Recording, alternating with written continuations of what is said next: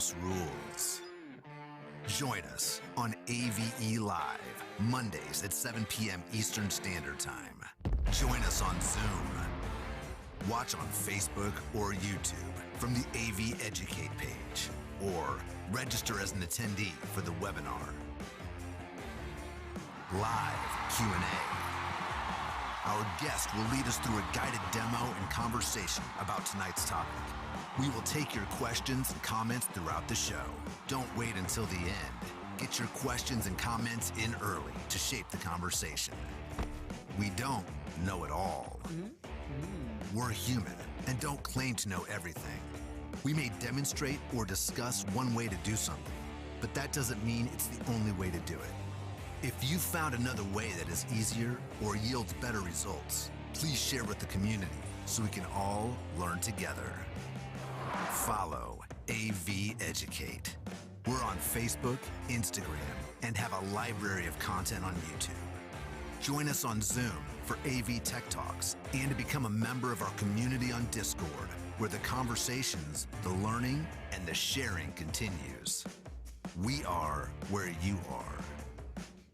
Place your phone over the QR code to come learn more about AV Educate.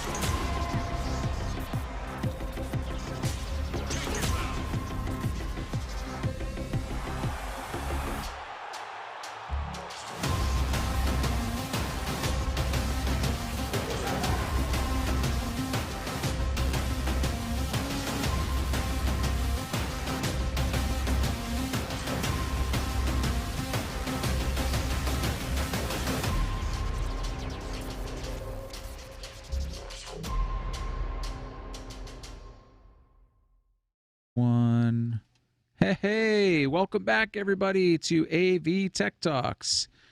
How's it going? It's 2022.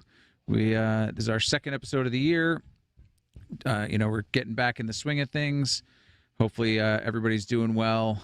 And if you're on the east coast of the U.S., that you haven't been hit with too much, or the northeast with too much snow. Apparently, I'm supposed to be getting some snow where I am in the Midwest really soon. And Omar's like, "What's snow?" So it's all good. I want to welcome our panel tonight. Obviously, we got me and Omar here hosting the show. Want to welcome Leland and John Idelson, Marty, Craig, and Rick. Craig, I don't know. Have you and Rick? You guys have been on before? I don't remember. If it was, it was a while back, right? Yeah. Not for a while, yeah. Yeah, it's been a while. How about you, Rick? Have you been on before? Oh, there we go. Yeah, I think I joined in one day. So cool. Well, welcome back. Yeah, it's been a while, but we're happy to have you guys here. Tonight, the episode is titled "What's in the Tech Box." So, Omar, I guess maybe you can talk about the WorkBox challenge you guys had done. I think it was like really early in 2020, maybe even earlier. Where you guys did it, AV Educate did a whole cool giveaway, and there were videos, which if you're on Facebook or you would have seen, we had linked the playlist of those videos, where you can go back and check those out. Don't do it right now because you're here, so stay, but definitely check them out.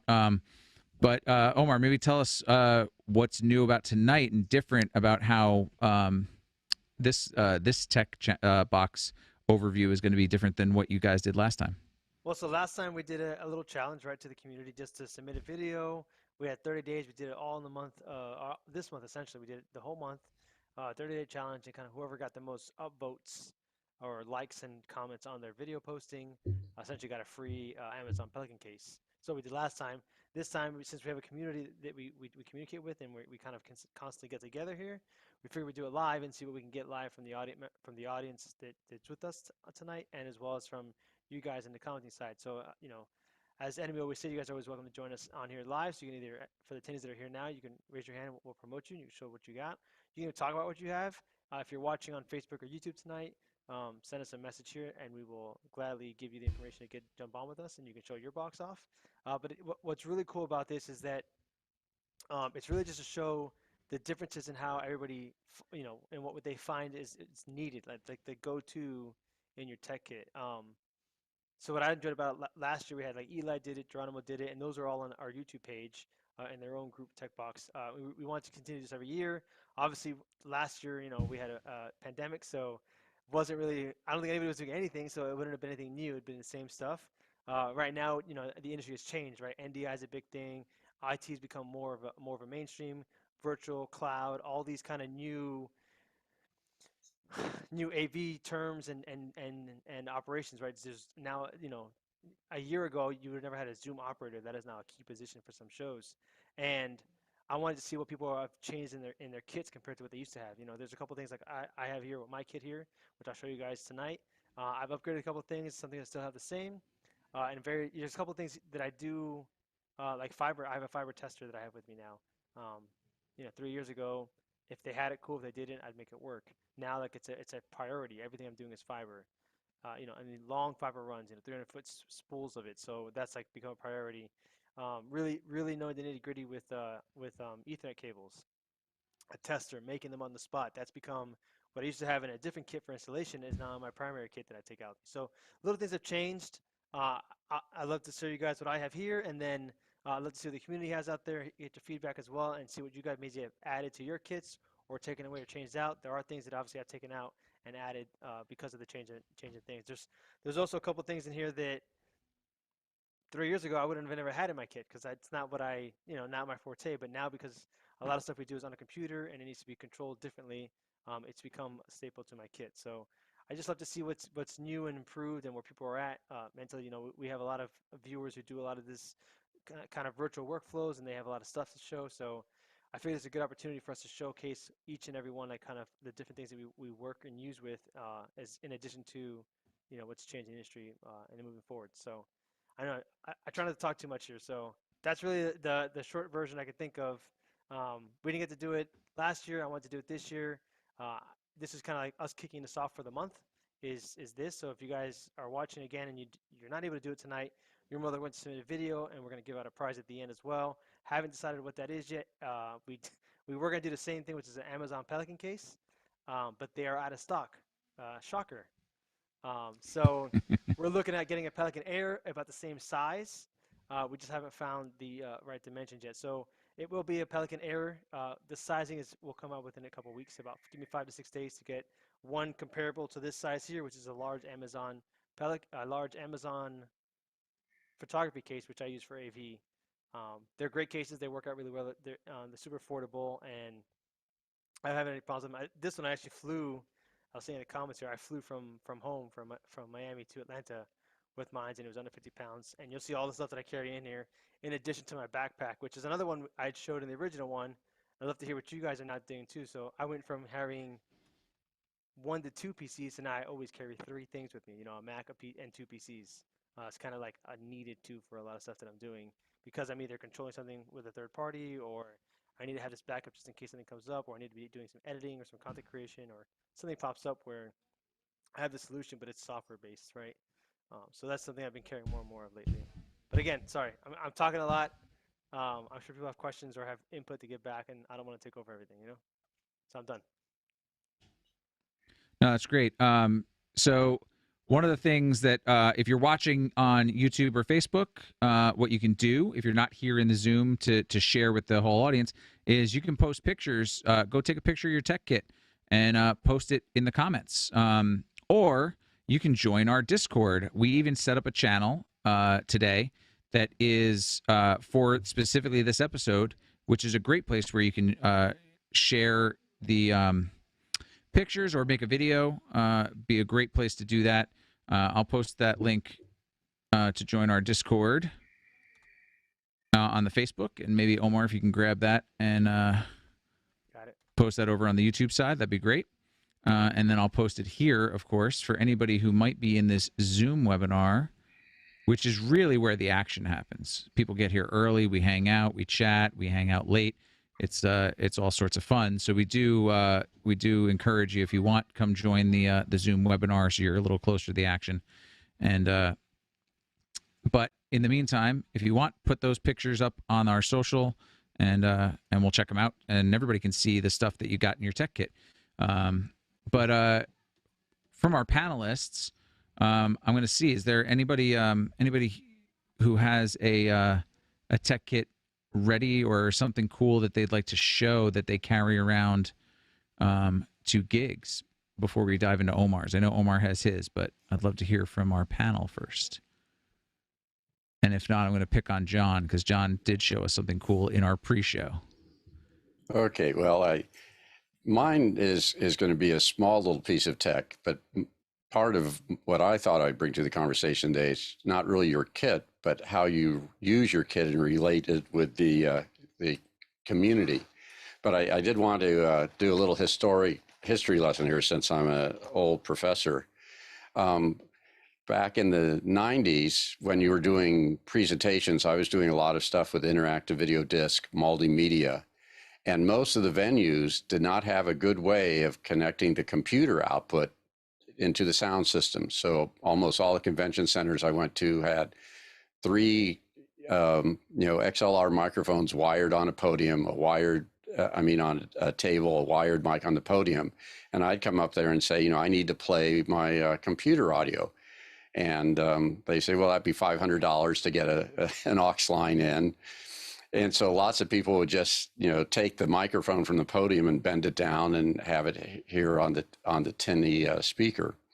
And I said, there's got to be a better way. So I thought, well, I've got a line to the mixer right there on the table, one of those 3 XLR cables.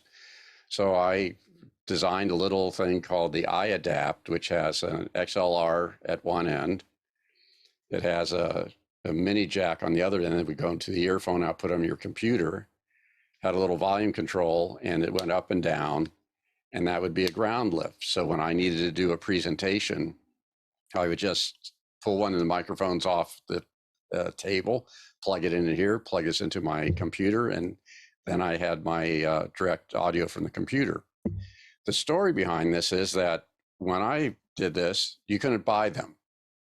And there's a company called Rapco, and I said, could you make one of these? And I needed one. I said, could you make a sample? I'll pay you for it. And they said, well, we'll make you a sample, but if it works, our minimum order is 50. So I said, okay, I'll go ahead and make the 50. I had to explain this to my wife later, because they made a sample, it worked perfectly. So I had 50 of them. So then I was off on the circuit, and whenever I was doing a presentation, there'd be 4 or 5 other presenters who had the same problem, and I would trade it for dinner. I basically passed them out. Eventually, they spread them around, and people said, they wanted to get them. So I ended up going back to Repco and ordered another 50 of them, and those I sold for like $35, but I still gave them away to people. Crystal Cruise Lines, I think it was, somebody somehow got it to a cruise band or performer, and they thought this was the greatest thing. I sold 100 of these to the cruise line. And eventually, at one point, I was tired of trying to make them, and I bought a little case to package it in. It had its own detachable cable. I had little instructions.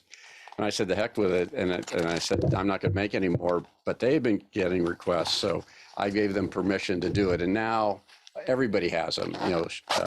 Soundcraft makes one. There's a whole bunch of, none of them are as nice or as neat as mine. But I am modest.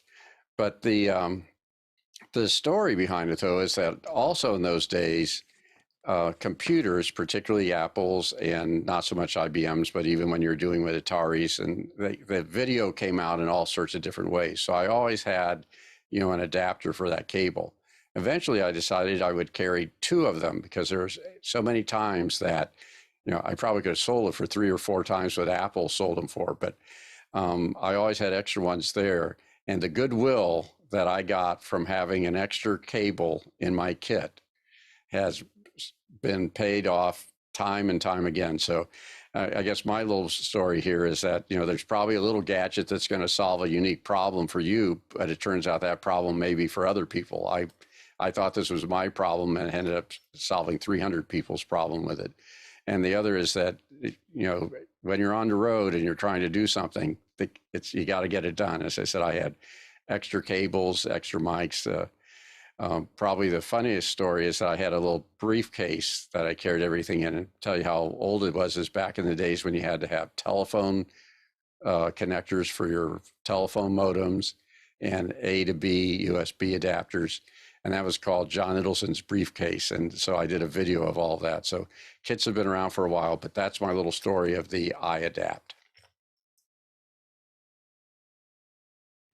The iAdapt that predates the iPhone or iPod. You were ahead of the curve. I was ahead of my time. Obviously, I missed my opportunity. Had you trademarked that, man, imagine what kind of money you'd have now. That's amazing. No, really cool. As you were talking about that, I do have my bag right next to me, so I was kind of digging around. And what I said that when you showed it during our pre-show was like it looks like the DSAN ports before the DSAN port laptop sound port existed. And I pulled out I have my little DSAN, which this is the 2-channel one, which I love. And yeah, I carry one of these in my bag all the time for when you need it. What I like about the funny story is that I know the guys who did that. They ordered one of these, and we talked about them building them. And the DSAN and I had a disagreement because they're not a disagreement. They made their own. But notice I had mine, which had a detachable plug, so you could do different lengths. And they said, no, we're going to have one wire hardwired, and the other end not detachable. But yeah, no, those guys looked at this. They ordered one, in fact. Wow. Okay. What I like about the 2-channel one that I found a lot of people don't know is it actually has a little micro USB cable. And so it's acts as like a to D, so or D to A. So you can come out of your computer USB instead of having to use the little, mini plug, which is keying out with my green screen. But instead of having to use the little mini plug, you can do it USB instead, which also keeps your mini plug free on your laptop, and also just gives you the digital signal out to the analog first. Just another way to get out. So it's kind of neat. But the old days were easier days when it was just a cable or a plug, and the most expensive gear I had was a microphone and continuity tester. Now I have to have a decimator and Yeah, I really like that testers. Though. I like yours. I like the detachable cable. I think that's actually a really good feature. So well, I still have the designs. Anybody wants to start building them, and I also have 200 of these little cases left. So if anybody wants these, just let me know. You gotta start making them as stocking stuffers or something. But no, really, really cool, John. That's awesome. The one thing about I'll say one thing about the detachable though. If they're like in a rental inventory in a hotel or something like that, you'll never find that little cable. That's history. No, that's a great point. But in your personal tech kit, that's still nice. And that could be an anti-theft thing. You keep the cable in a different little pouch, and then someone finds the thing and they're like, "Oh, this is useless because I don't have the little cable with me." And that's your security system, so you don't get it stolen on you. Well, the problem now is all these hotels go to wireless, so this really isn't as useful. I've done so many presentations, and you can't ever get to a place to plug in your laptop. Right.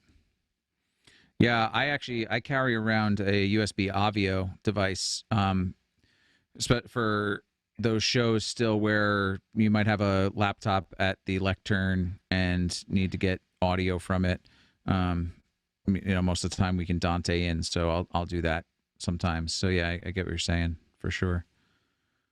There's other means these days of getting in and out of laptops, but awesome. Thanks, John, for sharing that. Anybody else have anything cool that they want to show off?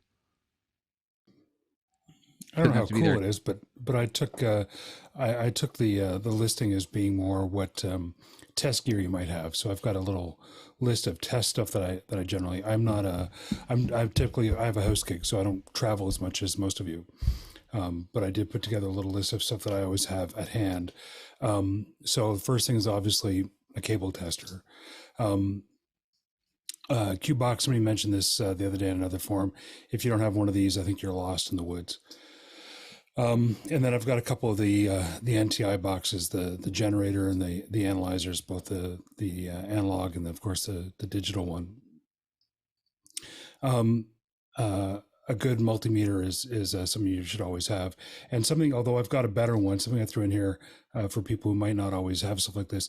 This is just a really cheap continuity only tester for an RJ45 cable, Cat 6, Cat 5, whatever. It doesn't tell you if it's wired, if the pairs are twisted the right way, but it does tell you if you've got all the pins there. And for like a $5, whatever they are on Amazon or whatever, it's really helpful, especially because this is the one that splits, and you can have the one end at one end of the cable, the other one in another room, wherever it ends up. So just really good things. I've got better cable testers, but for a Cat 5, but something like that is cheap and cheerful. So very cool. Yeah, it's funny that you mentioned that, because in my bag, rather than in my tech kit, I carry my WorkBox all the time. Something I always. How many people always want one WorkBox? Yeah, yeah, that's it's useful because when you have it on both ends, you could send tone with one end and listen to the speaker on the other end. You can also use it as ClearCom. Yep, I've actually used mine before to give the teleprompter op a little speaker, and then they could plug their headphones into it if they needed to. So that's cool. And then you brought up some test equipment. This happened to be laying around. This is my fiber, and Omar mentioned fiber earlier. So this is a fiber multimeter, gives a readout of what your light source strength is. And as long as you know what your light source is putting out, so you would want to, calibrate, see what you got. But it'll also do Cat 5 with this little guy. So I can use it as a Cat 5 continuity tester. It's got a little RJ45 plug there. So yeah, these are all things that should be in tech kits if you're doing this kind of work where you have to know if your cables are any good. And, again, Omar mentioned his fiber kit. I keep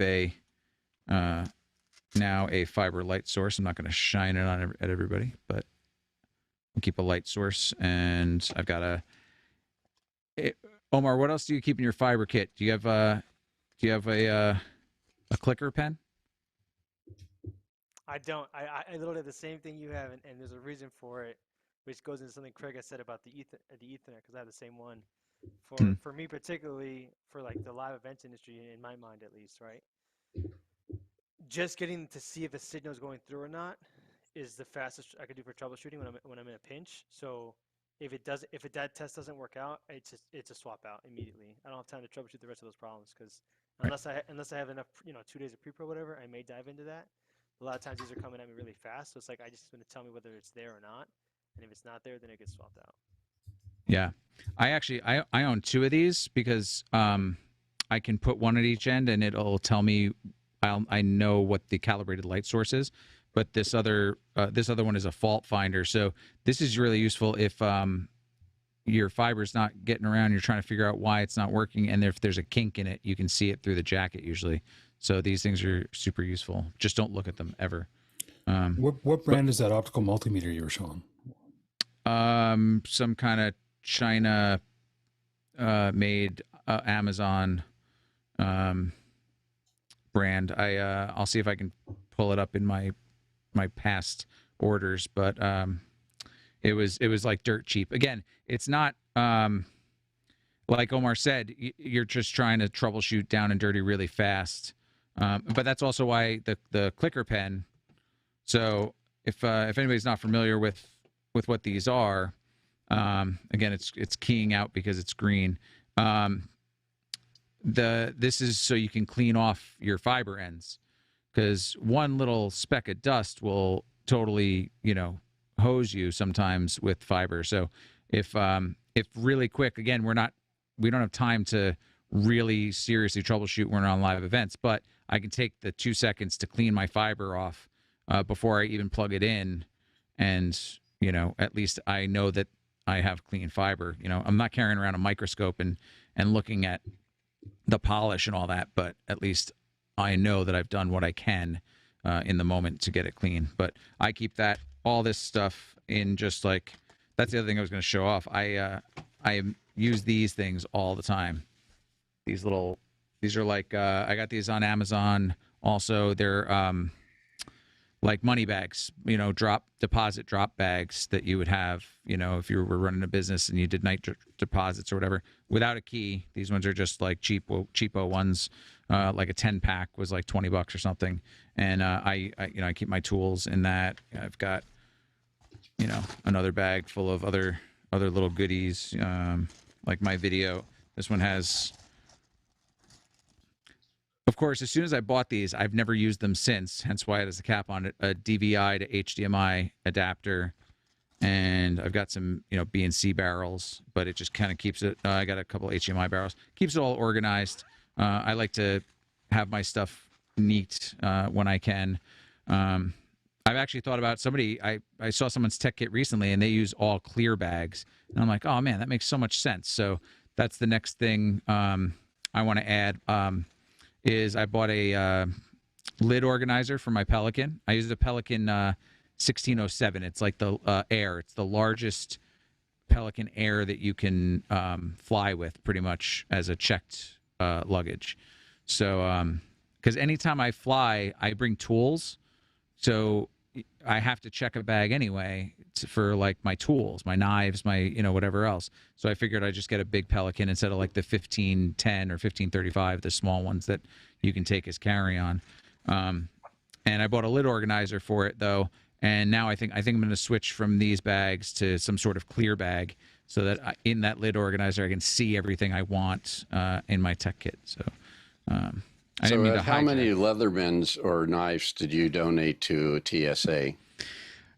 More than 2. I know that it's been a few. It's funny because I just pulled this out of my tech kit the other day. I keep an extra one in my tech kit usually, and I always have mine on my hip. But I like the Gerber tools. But yeah, I've lost a few. This particular Gerber is like $40. So it hurts a little bit less than if you lose like a $160 Leatherman, but I love my Gerber tool. It's pretty reliable, and the knives on the Gerber tools are like the sharpest knives. They make them with pretty good steel. So, but yeah, I've definitely lost a couple. Mm-hmm. And do you carry a cleaner for cleaning the ends of fibers? That's what that clicker pen was. That's for cleaning.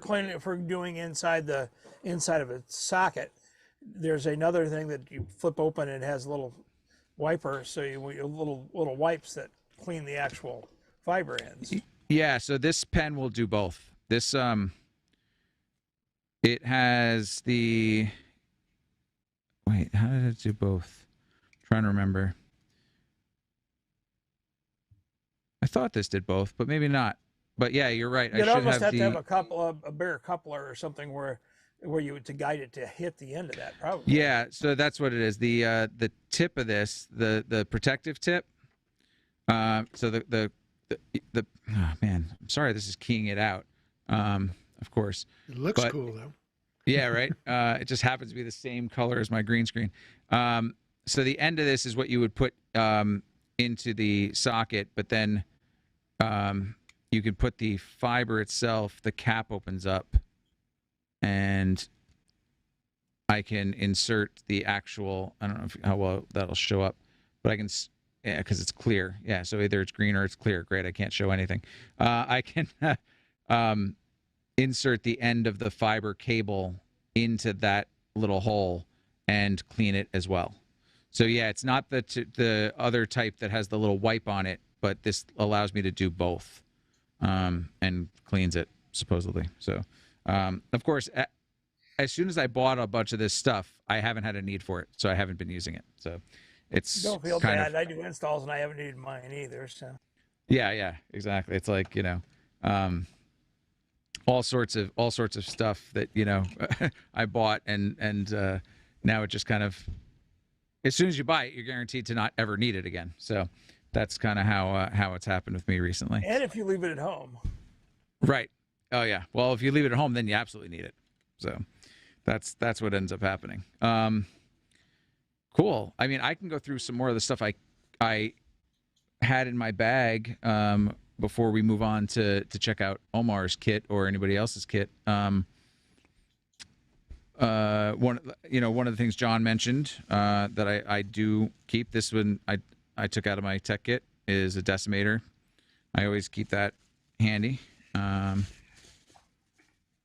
But I also just took these out. That I often keep is a little HDMI splitter.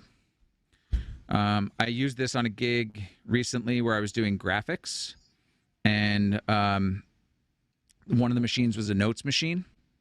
So I took the HDMI out of the laptop, put it into my splitter, sent one to the switcher, and then one to another monitor so that I could see the notes on my side, and be able to adjust font size for them and not have to have the switcher send me another feed of my graphics back on a multi-view or something or whatever.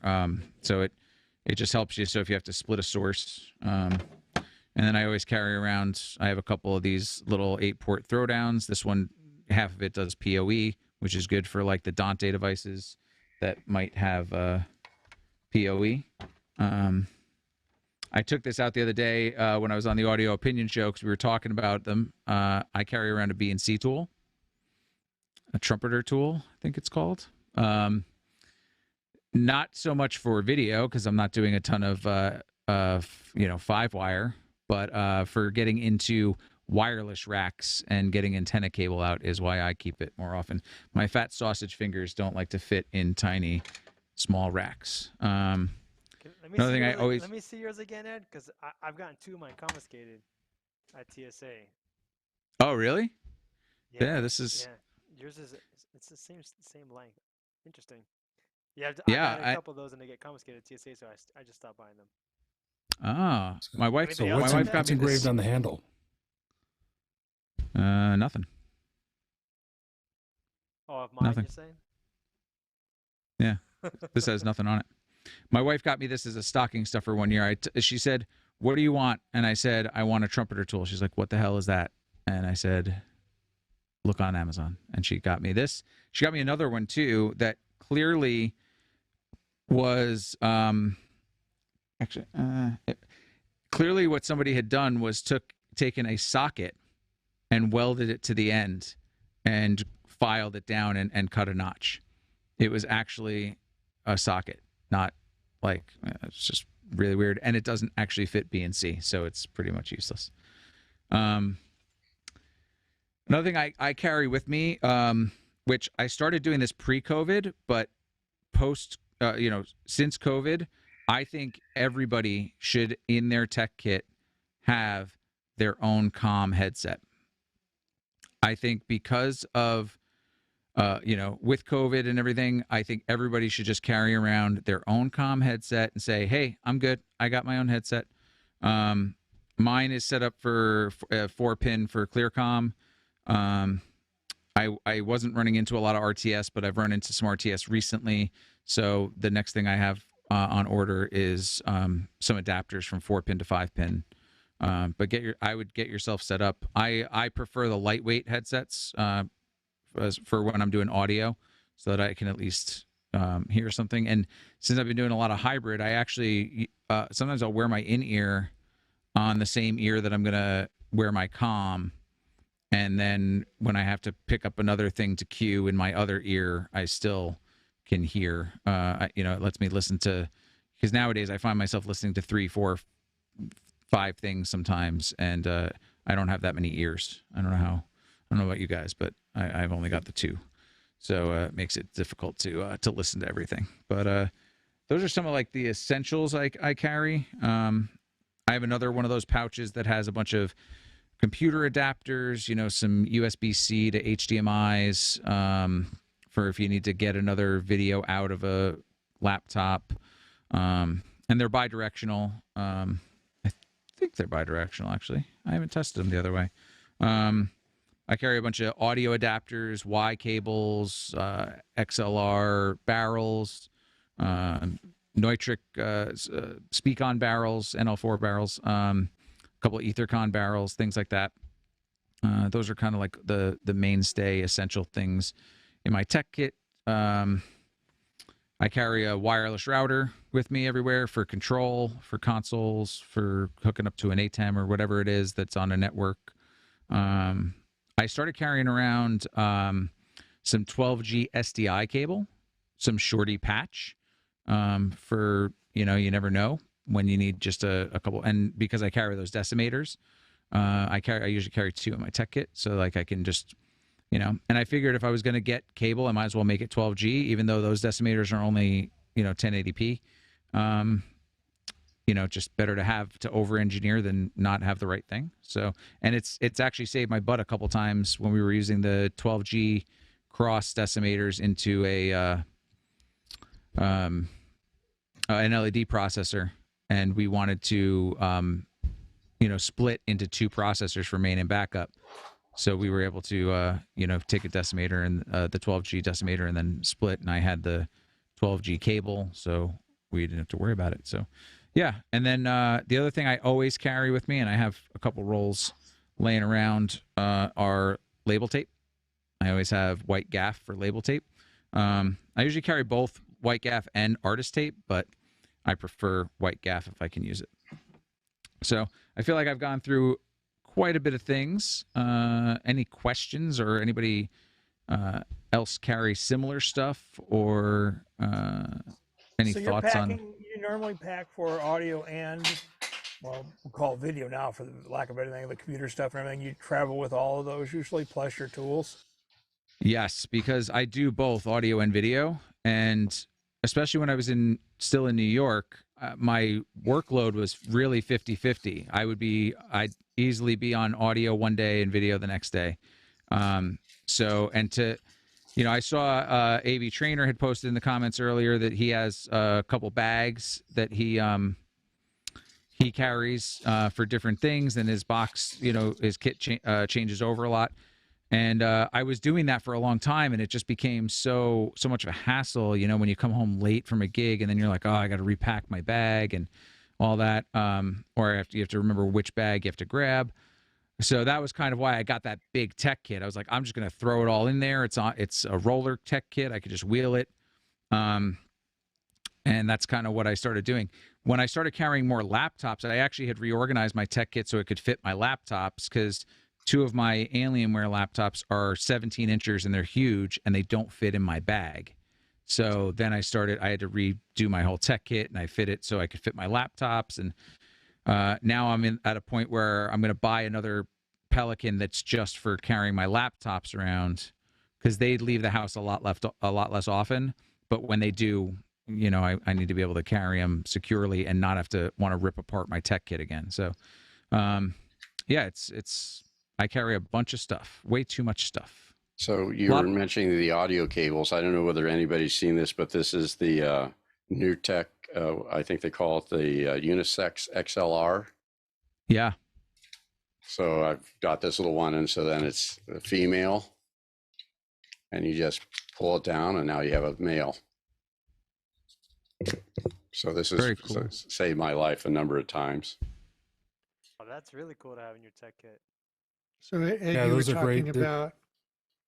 talking about comms headsets and having to wear one and listening to different things. And so there are times when I'm on location and I'm mixing audio, or I'm sub-mixing audio on a second mixer, and the show is such that I also have to listen to comms, but I'm mixing on headphones. And so how do you do that, So Studio Technologies has a couple of modules that you plug a party line into it, and it has analog outputs that you can then bring into your console and mix into your headphones. And then a different module that's the other direction, so you can take a talkback output of the console, having a talk mic on the console go back into the party line, so you can listen and talk, and you're only wearing one pair of headphones, and that's really convenient. Yeah, no, absolutely. Our buddy Jay Clark did a thing on his YouTube also about like when you're using FreeSpeak, you can take the aux in on a FreeSpeak belt pack and you can feed like your monitor out or your headphone out right into your comm pack, and you can listen to that and blend that in. Yeah, any ways that you can kind of mix, mix things so you have less sets of headphones and stuff that you have to monitor, I go for. AV Lifesavers is another company that makes a lot of cool little devices for either drying comm, where you take the voltage off it and you can get comm audio out of a clear comm set or an RTS set. And I think their device actually goes back in also, so you could feed program into comm, or you could feed another dry signal, so it doesn't have voltage on it, so it's not a normal comm setup. They've got a lot of cool little boxes that let you do that. I don't have any in my tech kit, but I've been eyeing them for a bit, and now that like we're in this situation as audio people where sometimes we're listening to way too many things with only 2 sets of ears and not enough headsets and stuff, those become pretty invaluable. So absolutely. But that's why I do that trick though, where like I put the critical thing I might need to listen to with my in-ear in my ear, and then I'll put the comm over it, and then I have it cranked. So I feel bad for anybody who's sitting next to me when that happens, because they get a whole bunch of bleed from my comm, and hopefully they don't pick up my comm like if I'm not sitting at my station and try to listen to it, because they will get totally blown out, because my in-ears, they lower the volume by like 30 decibels. So yeah, I have a quick question for you. Yet, how many computers? What's the least number of computers you leave the house with to go do a gig? Least number will be 1. Sometimes I'll only bring 1, but generally it's 2. Very seldomly. If I'm just bringing a backpack, I'll do 1. If I'm bringing the tech kit, I'll bring 2. And if I'm hired to do something with my computers, I'll bring however many that I'm hired to bring. So I had a few hybrid shows where we were using 3 and 4 of my laptops for different things, whether it be some of them were being used as graphics machines, some were feeding Teams or Zoom, and then I always have one. If I'm doing an audio gig, I always have something that I can hook up to my Dante that I can use as a playback machine.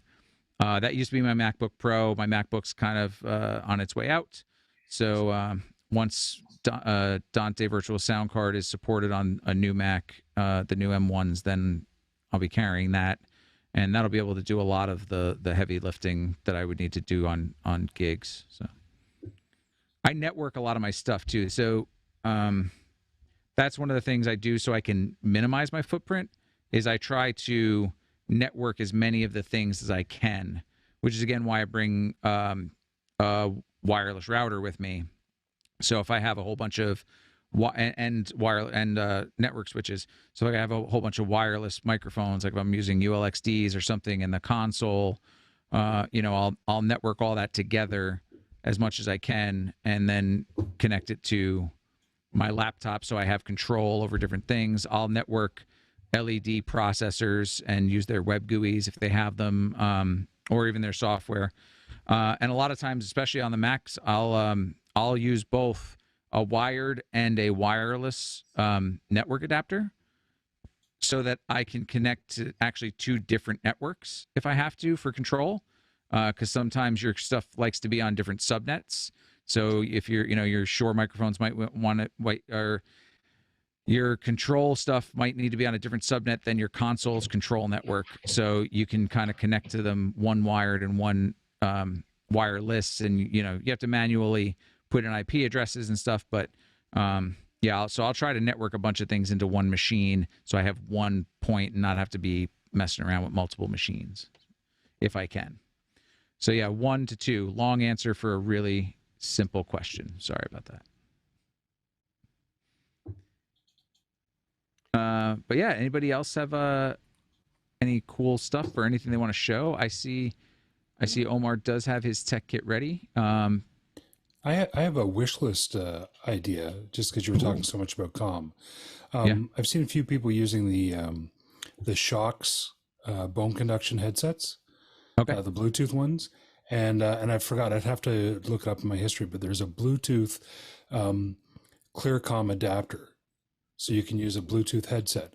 And I'm really tempted to look at that combination, just because when I'm usually backstage, if I have to be on comm, I need to be able to hear what's going on around me. And just having something like that where your ears are still open, but you're getting that information anyway, I thought was a really cool idea. Yeah, no, really cool. For a minute during the pandemic, I was actually looking at the Blue Parrot Bluetooth headset because I was using Unity Intercom so much, and that was a real thought. What I ended up doing instead was I bought the Bluetooth Avio adapter, and what I do is I put my Unity Intercom on my iPad that I Bluetooth to the Avio adapter, which then feeds it into my console and then goes to my ears. So like the setup I'm in right now, I have 4 laptops all around me, and then my MacBook way over to the side. My iPad usually lives right in front of me, and all of that gets fed to my console, to my ears, and I pan them all differently so that when I'm on 4 Zoom meetings at the same time, I can localize which machine is talking to me, and it doesn't like all just come from one place. So that was my solution. But yeah, I really seriously looked at the Blue Parrot. I think that's what it's called, the Blue Parrot that Unity recommends. It's I've known people who've had them, and they're like great with the noise canceling. You know, they just reject everything, and they work pretty solidly for that. So. But yeah, the bone conduction, I hadn't thought about that. That's a great idea, worth exploring. But yeah, I would love to. I just want to. Oh, go ahead. Just a second here, because this conversation of wireless anything, Bluetooth is, there's always a possibility for delay, so it'd never be used in production. For comms, absolutely a likelihood that it can be. I just always like to warn people. Cables are always much better than wireless. If you're going to have a comm device, I usually use a cell phone with it's plugged in, so it's always in full charge mode, with a standard set of Apple iPod earbuds with the mic on it, because then it's wired. You don't have to worry about the wired disconnect, and it's very clear. The clarity on those older Apple iTunes type earbuds like these is really fantastic, and so are the mics. And for a few dollars, you can pick those up all over the place. So I just highly recommend to anyone that's using wireless or Bluetooth devices that the imminency of failure is there always. So just always keep that in mind. Charge them ahead of time and have an extra pair on standby on a charger just in case. Yeah, no, I absolutely agree with you, Leland. I actually don't own any Bluetooth earbuds or headsets. The only Bluetooth device I own is that Bluetooth Avio, and then it connects to a Dante network hardwire. So, yeah, I totally agree with you. The only reason I looked at that Bluetooth Blue Parrot was because of Unity, because it lives on a phone. But once I did the other thing, I didn't even look back. And that's a recommended piece of hardware. That's a little different when you have a product that a specific need. A particular piece of hardware is a little different. And those are meant for truckers. So the echo cancellation, the noise cancellation on those is astounding when it comes to using those devices. Have 2. That's all. One charged, one ready to go, and one in use. Yep. Something I started. Oh, go ahead, Marty. JK Audio makes a device that can turn any analog signal into a Bluetooth for your headset. So the output of a wired belt pack, for example, or the output of a media player or your console, if you wanted to, can then go Bluetooth. So the AfterShokz headsets are really intriguing. I'm really interested, looking forward to trying them. I know people who really seem to like them. So Cool. I have a few things here if you. Yeah, absolutely. Go ahead. Yeah. So So I always keep, got the Q box and my EbTech cable tester is a very trusty cable tester. This there's a little LED grid over here that shows the pinouts, whether they're cross pinned or straight pinned.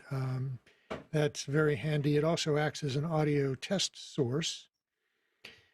And it can test wire from one end. If you just short all the pins at the other end of the wire, it'll tell you whether they're all there or not. And Cardellini clamps come in very handy for a variety of things. This one has a 3/8 thread, and then I have a 5/8 adapter on it. But they come in different sizes with different threads. I was on a corporate gig for 2 weeks. For 10 days, we had just a stream of people coming into the set doing a presentation for half an hour. And, I had mentioned to the producers beforehand, I said, did anybody give any instructions about wardrobe? And they said, no, not really. And I can't tell you how many T-shirts, sweatshirts, and tight turtleneck sweaters came through the studio. And it's like, well, what do I I don't want to have wires hanging off the outside of a shirt for a lavalier microphone, which they insisted that we used.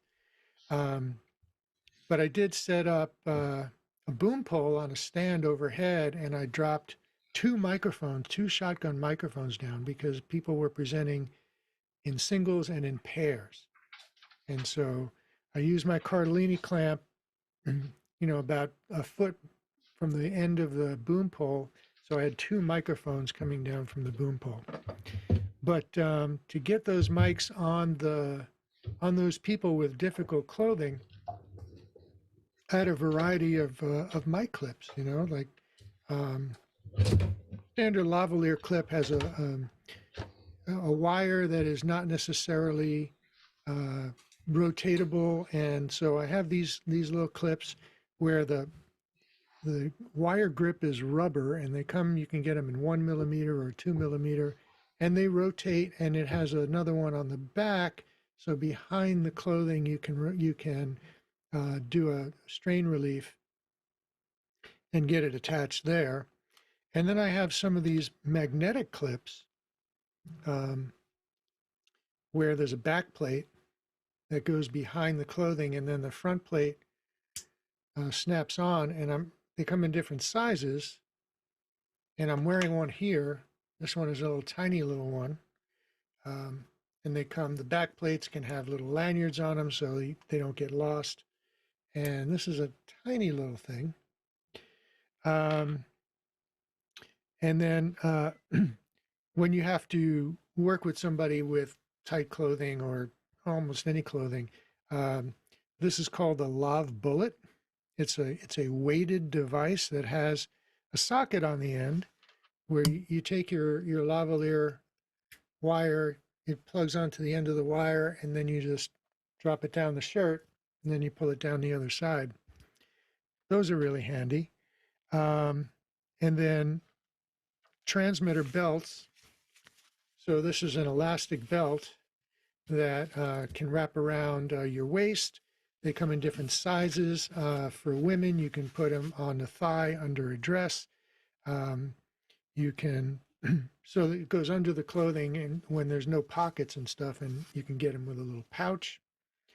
And then IFB earpieces. So these are important when somebody needs to wear an IFB, and maybe you don't have enough of them, or what you have don't fit. And so I keep a couple of, and even for myself, so I keep a couple of really interesting ones. So this is one from Sensophonics, and it's got a connector on it so it can use any of the standard IFB wires. So this is a tiny little thing with a very thin wire and just a little loop here. And it's custom molded to my ear, actually. So it's really small, and when it goes into the ear canal, it's really invisible. That's for custom molding. For non-custom molding, the Voice Technologies earpieces, IFB earpieces, are really nice. and they come in a couple of different models. So the driver for the standard drivers for IFBs, they're these round buttons that are about almost an inch in diameter, and they sound awful. The driver on this thing is this little thing right here. It's like almost bigger than a grain of rice. Very high quality earpiece with a broader frequency response range and lower distortion. And just a little clear ear loop so that it goes over the outside of the ear and the driver hides behind the earlobe. And then there's a different one. Here's another one that, and they come in these cool little boxes. This one has an elastic, the wire has an elastic on it. So same little ear hook, the driver hides behind the ear, and then you have not elastic, but a coiled wire that so that when you connect it to clip it to somebody's collar, it has some give to it. So and just another little wiring cool thing. If you're ever looking for an XLR sex changer or a Y cord or something even better than that, this is something that I carry around. So this is a male to female barrel that had a wire inserted into it, goes to another one identical on the other side. And so they're all parallel together. So if you plug this into an output, you have an extension, and then you have a male and a female on the other end. And so you have all these choices of, male or female input, output, or Y cable or whatever. And it's just really handy to have. Who makes that one? I'm not sure this is available anymore. It was made by Harken Specialties, and it was a guy in his garage who was making these for many, many, many years. He made a whole bunch of different adapters with, at that time, POTS adapters for RJ11s and RJ14s to audio connectors, and he made these adapters and a bunch of other adapters. I just went to look, and his website is not there anymore. So that's pretty clever, because I had that unisex plug, but that would be even nicer because it'd give you essentially a Y at the same time. Yeah, exactly. Yeah, very handy stuff. So that's about it for what I pulled out. I also keep a router and a switch in my tech kit, and the MR1, the generator, is a really nice piece to have. I don't have any of the analyzers, Craig. I always meant to get those. I also keep an RJ45 tester that does do pinouts that shows me whether I'm pinned or not, pinned correctly or not. And yeah, just a few other things. It's always great to have a little bag of lavalier clips of different types and sizes and shapes and things. So all fun and games. So Marty, what I used to do is when you get in the mail these little fake credit cards for memberships that are made out of plastic and trying to get you to donate, I would collect those because those were so great to put under. We had a lot of Silicon Valley people that are in T-shirts all the time, so that rather than using real credit cards, I could use those. Oh yeah. And there's a company called so these magnetic adapters, magnetic clips, they're from RKR. RKR is the name of the company, but there's another one called Lav Magnet, and they're a little bit bigger, and they can actually hold a wireless transmitter under a T-shirt too, or a dress or something like that. So magnets are really handy. I don't know if anybody here remembers. I used to work on a lot of live theater musicals, and Sunrise used to sell the MKE2 mics in a nice little plastic box, which are great for tools and everything else now, which is what this is. It's actually got some other stuff in it. But one lav mic came in this nice big box, and it came with, not only the clip, but a Viper clip as well, pins, and the magnets, and like all kinds of extra little goodies. And we would go through mics on musicals. Anybody who's done musicals, they're consumables. You go through them really quickly. And at the end of one show, after I think it was a 2-year run, we had 3 lockers full of these boxes just left over. That's after people had taken all the ones they wanted. And for the most part, they all still had all those accessories in them. And, I look back at that and I go, I should have kept some of that stuff.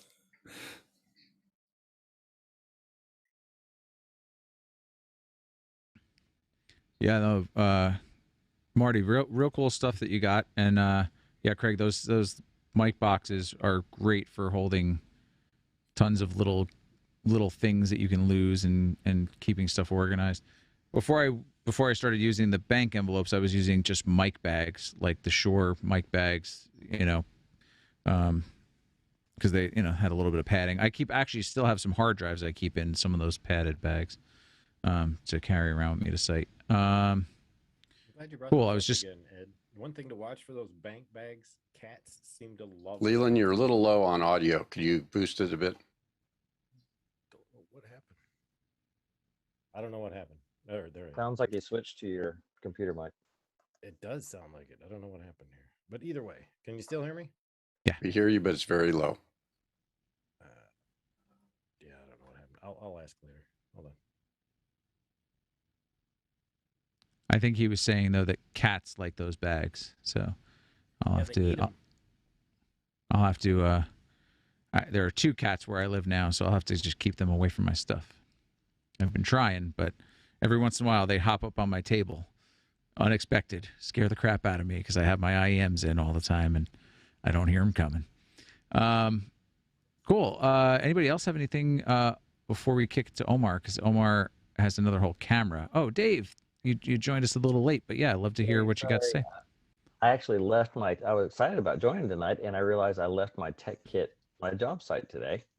And so I have nothing really to show you, but I do have 2 things that haven't been covered. I have a lot of this stuff that you guys have talked about. I carry a Bosch laser measurer. So I don't know if anyone's got one of those they can hold up. I've got the one with the color screen, and it also doubles as a level. So it's got a little set of targets, and if you lay it flat on something, the little ball tells you in all axes. So I use that to set on top of tripods, especially like long lens tripods. I'll set that on top before I put the big heavy head on and level out the tripod, and then I set the head on, because once you can only adjust the legs with one person so much.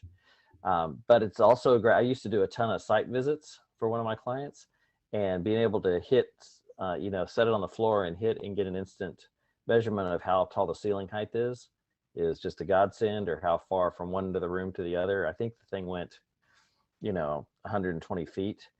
And I got the one that I've gone through 6 or 7 of them over the years. I just give them to people, sort of like the audio things. But I had the one that instantly read out. So it was constantly updating. You didn't have to like hit a button and then hit it again to see the measure and lock it in. So that was good. Now they have one. And if I'd stayed busy, through COVID, which I did, but if I'd stayed as busy as I was looking at the new one, the Blaze, that has a camera on it. And you point it, and you don't have to look and see where the dot's looking at. You look at the screen on the laser measurer, and there's a camera that shows you what the dot's looking at. So you don't have to look to the far side of the room. So that's on my Christmas list when I start doing a little more of that again. The other new toy I did get, and I don't. Hey Dave, a buddy of mine had one of those Bosch units that was connected to. He was able to connect it to his phone, and it transferred the data, and so it would do dimensional drawings actually based on the data that it's measuring. Yeah, the one I had, you can take a picture of a wall, and then you can do readings on the app, and then put in dimensions on the photograph that you took, and it tells you the measurement of that. So that was really cool to me. I could just sketch it out faster in a little notebook than I could take a picture, but it was still fun. It's kind of a whiz bang gadget, and I guess if you got really used to the muscle memory of dropping the little arrows in and stuff, it would work really good. Here is a toy that not a lot of people carry, but if you're building LED walls, especially ground supported LED walls, you want to make sure that they're level. I don't know if you can see this on the wall behind me. So this is a self-leveling line, green laser line. It's got vertical and horizontal. So you set that on a few blocks of something, and you want it to just line up against the bottom row of your LED. And it's just a dandy little thing. It fits in my bag really good. 2 AA batteries. And so that gives me a really nice line to level all the little screw feet on the bottom of the LED wall before I start building it. Who makes that So one? that was a nifty little thing. Yeah, I also carry, when I'm doing audio gigs, I have a set of broken Sony headphones that doesn't have the little strap over the top anymore, and I call them my Q phones. So it's just the 2 earpieces going into a plug, and I just keep them sitting on the console, and when I want to PFL something, I hit PFL, just hold one up to my ear real quick and then set it right back down. And if I need to really hear something, I'll grab them both and just hold them up to my ears real quick. But most of the time I'm just grabbing one to say, is that signal what I think it is? I need to test and confirm that someone's on mic. I can just grab that one earpiece. So those are a few little tech kit things. That's Dave. funny because I did the exact same thing with an old pair of Sony headphones that broke, except for I wired everything to mono to 1 cup. So I just have that. It's really quick and easy. The set that broke for me had a switch, a mono stereo switch. So that's really handy sometimes. So Dave, who makes that level that you showed off? This one is called the Hammerhead. Cool. But I have 2 of them. I bought 2 because I wasn't sure. One is it just came in this little bag, which is if I'm traveling light, I'll take that one. The other one, it came in this big kit, and it's got a thing you can screw onto stuff with a little like tripod catch. And it's also got magnets on the back. So if you're using it on metal studs, and I think this looks like a tripod adapter, and it's a really coarse adapter. So maybe it's just it almost looks like a C-clamp bolt, but that came with it. And What was the name of the brand? The real survey clamp. stuff uses 5/8. What's that? I said the Leland's, real survey stuff uses a 5/8 thread. Okay, so that may be what it is. And it came with a bright yellow version. And this one is Firecore, again, off Amazon. And you just flip the switch and away you go with it. Just put a link in the chat to Amazon for that one. So you said Yeah, those they're available on Amazon, and they weren't that expensive. The 2 I got, I want to say they're $30-40 a pop. Yeah. And you said they're self-leveling, so the unit itself doesn't need to be level. Correct. However, you can't point them up or point them down. You want them to be within 5 degrees or so, or they'll flash. So if it's beyond the amount that they can level themselves, then they start flashing, and you know that it's not level enough, if that makes sense. So you got to get them in the zone. Like I say, do those have a point up, a single point up for rigging? No, these don't, but you can get them that do. Oh, I was gonna say that's what mine have. So yeah. Yeah, I've seen riggers. That's what gave me the idea, was I saw that riggers had those that they put down and ID'd a point in the ceiling from the floor measurement. Those are just a couple things that I hadn't seen anyone talk about yet. No, very, very cool, Dave. I just did an LED job the other day, and I had a decent walk from the car to where I had to where the venue was, and when I got there, I realized that my torpedo level and my 2-foot level were in the car, and I was like, well, okay. And thankfully, the company I was working for the staging, they had like I think it was like a 6-foot level. It was just huge, and I'm like, well, I'm gonna make do with this, and that's what I did instead of walking back to the car in the cold. Well, the reason I got 2 was for long LED walls. We were doing a lot of 100-foot walls, 70-foot walls. I would start with 1 laser, but then I had no way to slide it down and keep it the exact same height as I was going down. Because, I mean, some of these ballrooms are 2 inches lower on one end, just depending on how they poured the concrete or whatever. And so I would take 1, and then I would go down about 5 feet and figure out and set up the other one and make sure that the lasers overlapped. And then I would just kind of go down as we were laying the ground row in. Gotcha. Good idea. Good idea. Yeah. Very cool. Cool stuff. Yeah, and having that to pre-level out your bumpers on ground stacks is huge. That's where you get burned when you don't put in that bit of work in the beginning, building an LED wall. Awesome. Yeah. So if it's a little bit past 8 Eastern time. We've been going pretty good for about an hour. If anybody in the audience watching on Facebook or YouTube has any questions, just put them in the chat. I think I did see one come in from Paul Velez. And the question was, what should we carry versus what should the AV company carry? So that's a good question. And as you can tell by what I was talking about with stuff, I kind of bring the kitchen sink. And that's, how much of it ends up getting used on every show is very little, but the times I've had to break that stuff out has been usually monumental. So what should we carry versus what should the AV company be providing? Any thoughts? I think there's a third part to that question, which is what they should be providing, but that they forget. Because ultimately that's where you get burned. Right. That's a great point. This came up on one of the Facebook groups this week, and I weighed in that, I don't think we should be carrying anything as freelancers. That the audio guys kind of, spoiled all their clients by bringing in their Pelican and bailing them out all the time.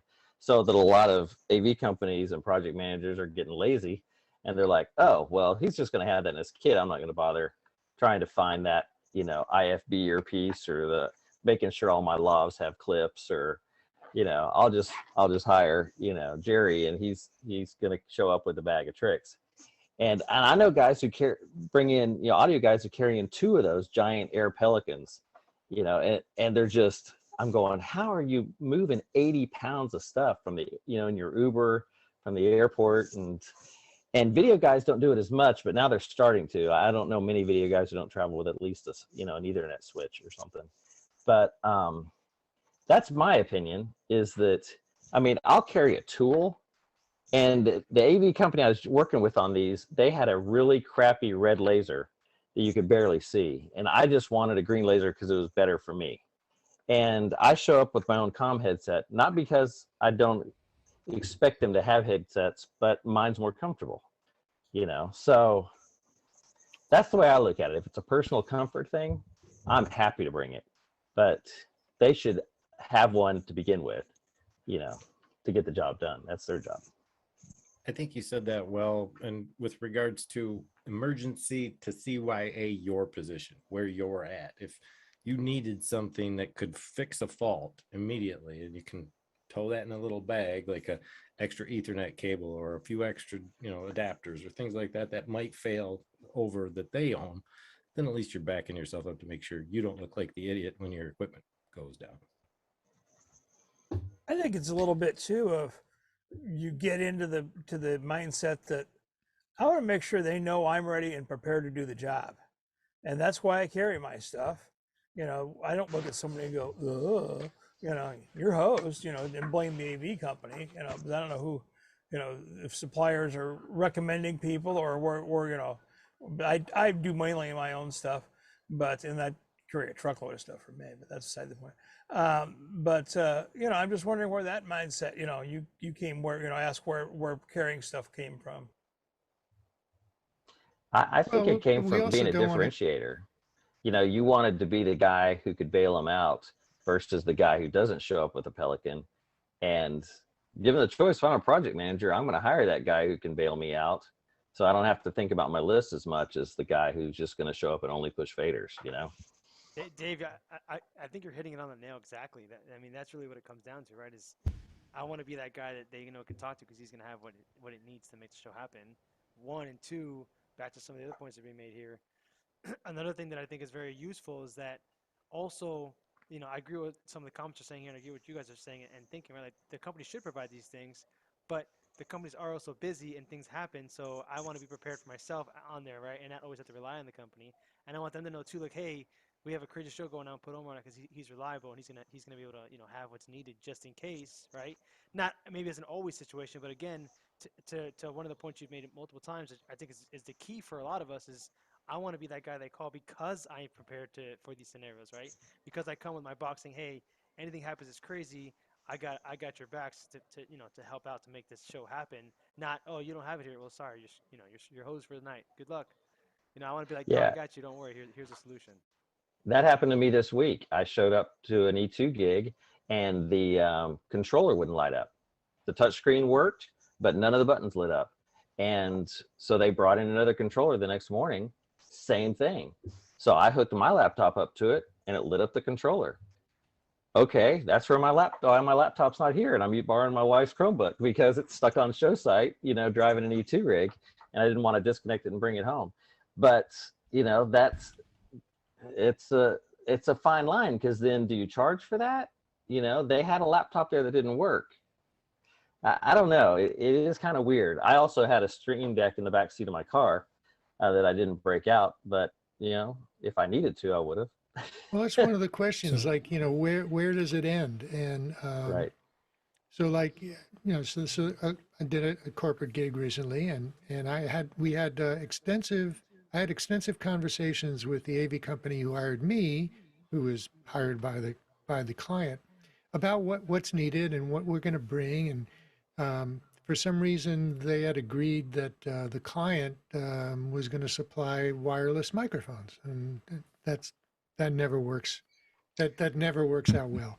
So I said, well, let's bring some wired lavaliers as well. They're just presentations. Movement shouldn't be a problem. But then I also brought along my shotgun microphones just on my own. I brought several shotgun microphones and a boom pole and a C-stand mount, and just in case. And I ended up using those for main audio, and the lavs were just recorded ISOs for backup strictly. And I got paid for it for each of those microphones. It's nice to have stuff for when the things that the AV company or the client's providing either don't work out or don't work as expected or just don't work. But you have to be somewhat careful, I think, about what you're giving away and what you're providing and what you expect to get paid for. We don't want to be expected to bring our own X32, for example. Right. And it's different if you're flying or driving too. I did a gig in Atlanta that I was able to drive to, and it was a virtual gig, but I knew this company had no soft lights. So I've got a couple of reefas that go in a little bag, like fishing pole bag. And I said, hey, I hit the project manager up and said, hey, I'm going to throw these 2 reefas in my car. If you need them, I expect to be paid for them. I'll have them. But if not, no sweat. They're just taking the ride in the back of my trunk of my car to Atlanta for a week. They're not being used any other way. But I gave myself the opportunity to make the money, and I was upfront about it and said, if you need them, I'll have them for rent. Yeah, I think that's an important aspect of that, because there's a couple of things I wanted to touch on here. One is, if you're not getting paid for it, then you're expecting your just basic day rate, whatever your wages are, to cover the cost of all this gear. I don't know if anybody here has had any issues with rental companies on the site, on the job, getting upset that if you've brought something that you're using to make your part of the gig easier for you. I remember before everything was a PC or laptop based playback for audio, I remember guys bringing in mini disc recorders to pre-record all the little selections of people in a corporate event where they wanted, we want 20 seconds of this track from the CD and we want this. So they'd make their own playlist basically, because it made their job easier. But now you're basically cutting into the equipment that the rental company could have been providing and billing for. So you might risk upsetting them. The other factor, whether it's a situation like that, whether it's Dave talking about a computer that he left on site to make the rig actually work, what's your liability exposure if you've got your personal piece of equipment holding a show together? And if it's a show, especially something that's going out to broadcast, that's a big corporate event or a big commercial event, you're talking a lot of money on the line if your Band-Aid home, like personally provided from home piece of equipment fails for any reason, even if it wasn't something to do with that piece of equipment, they're going to blame you. Can they come back at you for that? And that's a big factor that I think about when people talk about stuff like this, how much of their own personal gear they're bringing in. My policy is to never leave my gear in a signal flow, anything that I own, especially if I'm not charging for it. Yeah, so one of the things that I was thinking about while I was on this gig that I've been telling you about, because it was 10 days, during the week, I left my boom pole and microphones up, and I left my tech kit there because we're coming back the next morning. However, every morning before we could enter the building, we had to get COVID tested. And I kept thinking, if I get positive, I can't go into the building to get my stuff. Yeah. Right? This gig I just came off with, the E2, it was the same thing. Whereas a snowstorm was coming in, and I pulled my laptop, I pulled everything home because who knows, if someone tests the wrong CEO tests positive, the show's over, and they may just call in the stagehand to strike it. Now I've got to make a trip up on my own that I'm not getting paid for to pick up my stuff and get it out before the stagehands try to disassemble it. Yeah, I think Omar had something you were going to interject. Yeah, so there's some good points being made here. We've done a podcast on this exact topic in the past about, having that tech kit, having yourself in their business, having your insurance, and having that tech kit as a way to justify that increase in value. Some people need that kind of like, well, how do I justify these rates? Well, this is what you do, right, as a professional in the industry. But a good point that's being brought up here is that something that I've done myself personally is, and AV trainers kind of saying that, you guys are saying this here too, right? It's like that double-edged sword, like, what are you bringing for personal use versus what you're bringing for the client, and whether you're billing for that or not. And that again becomes a discussion needs to have to be had with your client individually, right? Like, hey, I'm going to use this to save the show because I need to save the show. But if it's hey, we're supposed to have this, we don't. Oh, I just happen to have one here.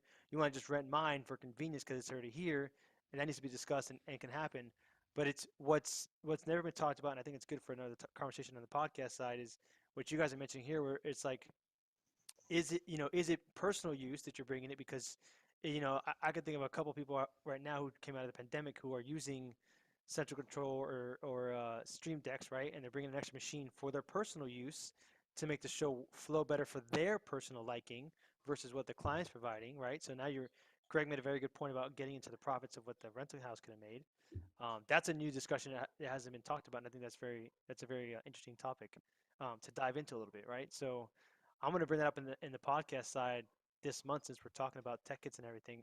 But we have talked about that in the past, about particularly freelancers. If you're going from that essentially stagehand position to that technician position, if you're already as a stagehand bringing a wrench and bringing a Sharpie and tape with you to essentially be a good stagehand, this is kind of that next level, right? Like, you're leveling up to this stage, you should have these things. So that's how we've talked about it to the industry, as far as through AV Educate and to the other communities. This is part of that leveling up yourself up in the industry, and kind of being a professional. Yeah, I think AV Trainer in the comments on Facebook made a couple of good points about that we've all been touching on, like, when does it become your, something you can charge for versus something you're just expected to have. And one of the things is too, if you're an operator, there are certain things you're just expected to have. I mean, when I'm an A1 at the level of shows that I'm doing, it's expected that I have some sort of playback laptop or software that for doing play-ons or VOGs and stuff like that. That's just at the level I'm at. That's what I'm expected to have with me. That's part of my day rate.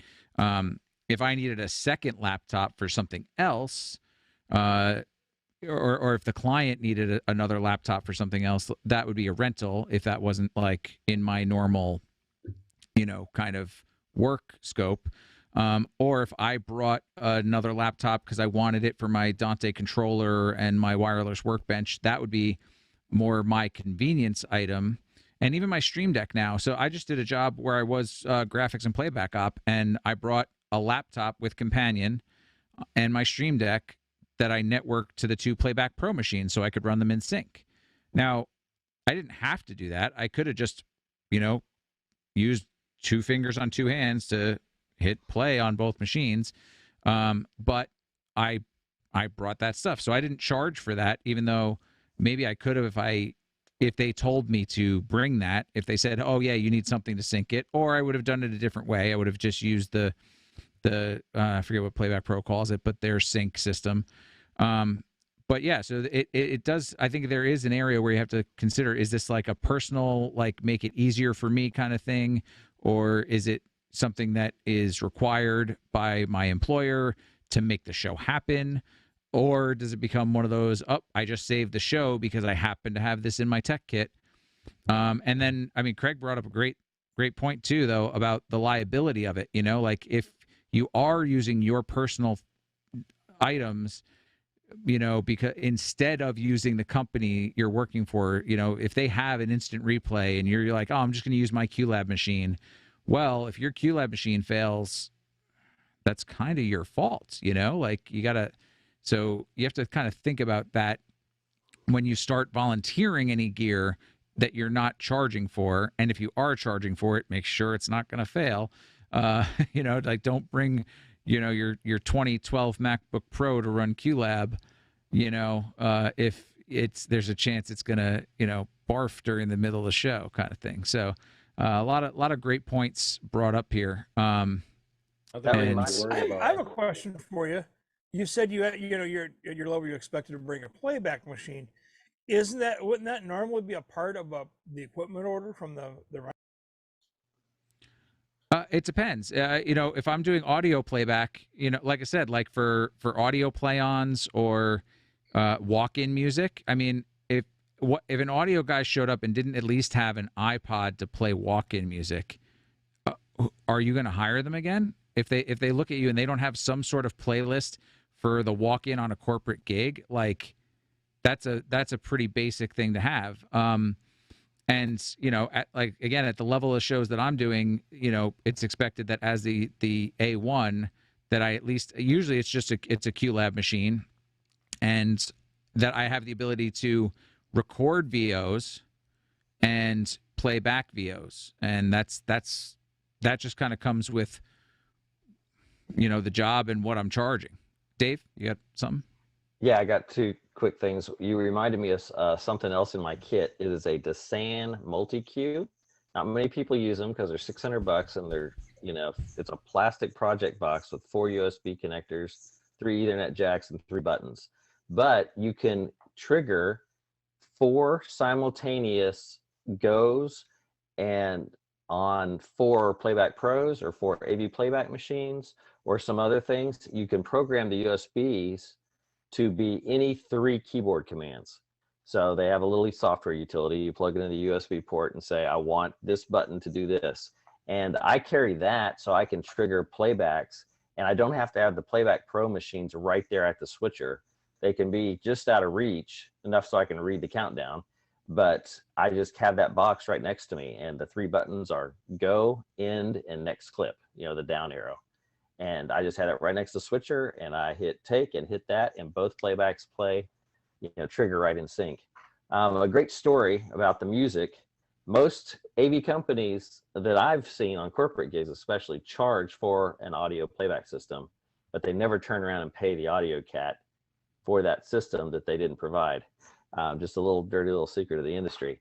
But that justifies them maybe losing money on that audio rate. They may only be charging X for the rate, but they're paying the audio guy a little more. And so they're trying to make up their profit by charging for a playback system that the audio guys bring in for free. But I showed up to do video on a gig for, I don't know if you're familiar with Circle K stores. They're Diversity and Inclusion Summit worldwide. And I show up to do video and they tell me, oh, you're doing audio. Okay, I can do audio, but I don't have any audio stuff with me. And so before the stream, in rehearsals, they're saying, we want this music to play before the stream. And I'm like, well, it's going, I don't know if it's going somewhere where it'll get flagged. I don't have any stuff with me. I don't have a playlist for this. I'm not on Spotify because I do mostly video. And so the AV company handed me a laptop. One of the guys logged into their Spotify account. And I said, what's a playlist you like? And the client didn't know. The production company's like, we will burn a CD of tracks, standard tracks that, I don't know. I think my family is playing with the Alexa. And the client said, no, just find something on Spotify. And I'm like, it could have F-bombs in it. We don't know. And so we found the playlist. They liked it. It was like hits, every Friday hits. We listened to it the whole rehearsal day. No F-bombs. It updates every Friday. The show is Friday morning. While I'm lobbing up the clients, back in the control room, Spotify starts spitting out F-bombs on the stream with the whole management committee of the company on. And they run in there, grab me. I come in, slam it off, But that's what you get, when you're, hey, I didn't have a playback kit. I was hired as the video guy. So I just want to mention one thing too, Ed, before you move on. And anytime you jerry rig something, it's not UL listed. And if you're doing corporate events at big palace entertainment centers or whatever, any equipment that rolls in that door has to be UL listed. And that's going to set you up for even a bigger liability if it's not. So make sure you don't bring that jerry rig stuff into those big corporate events. That's a good point. That's a good point that people don't think about, especially with power. Like, yeah, no, absolutely.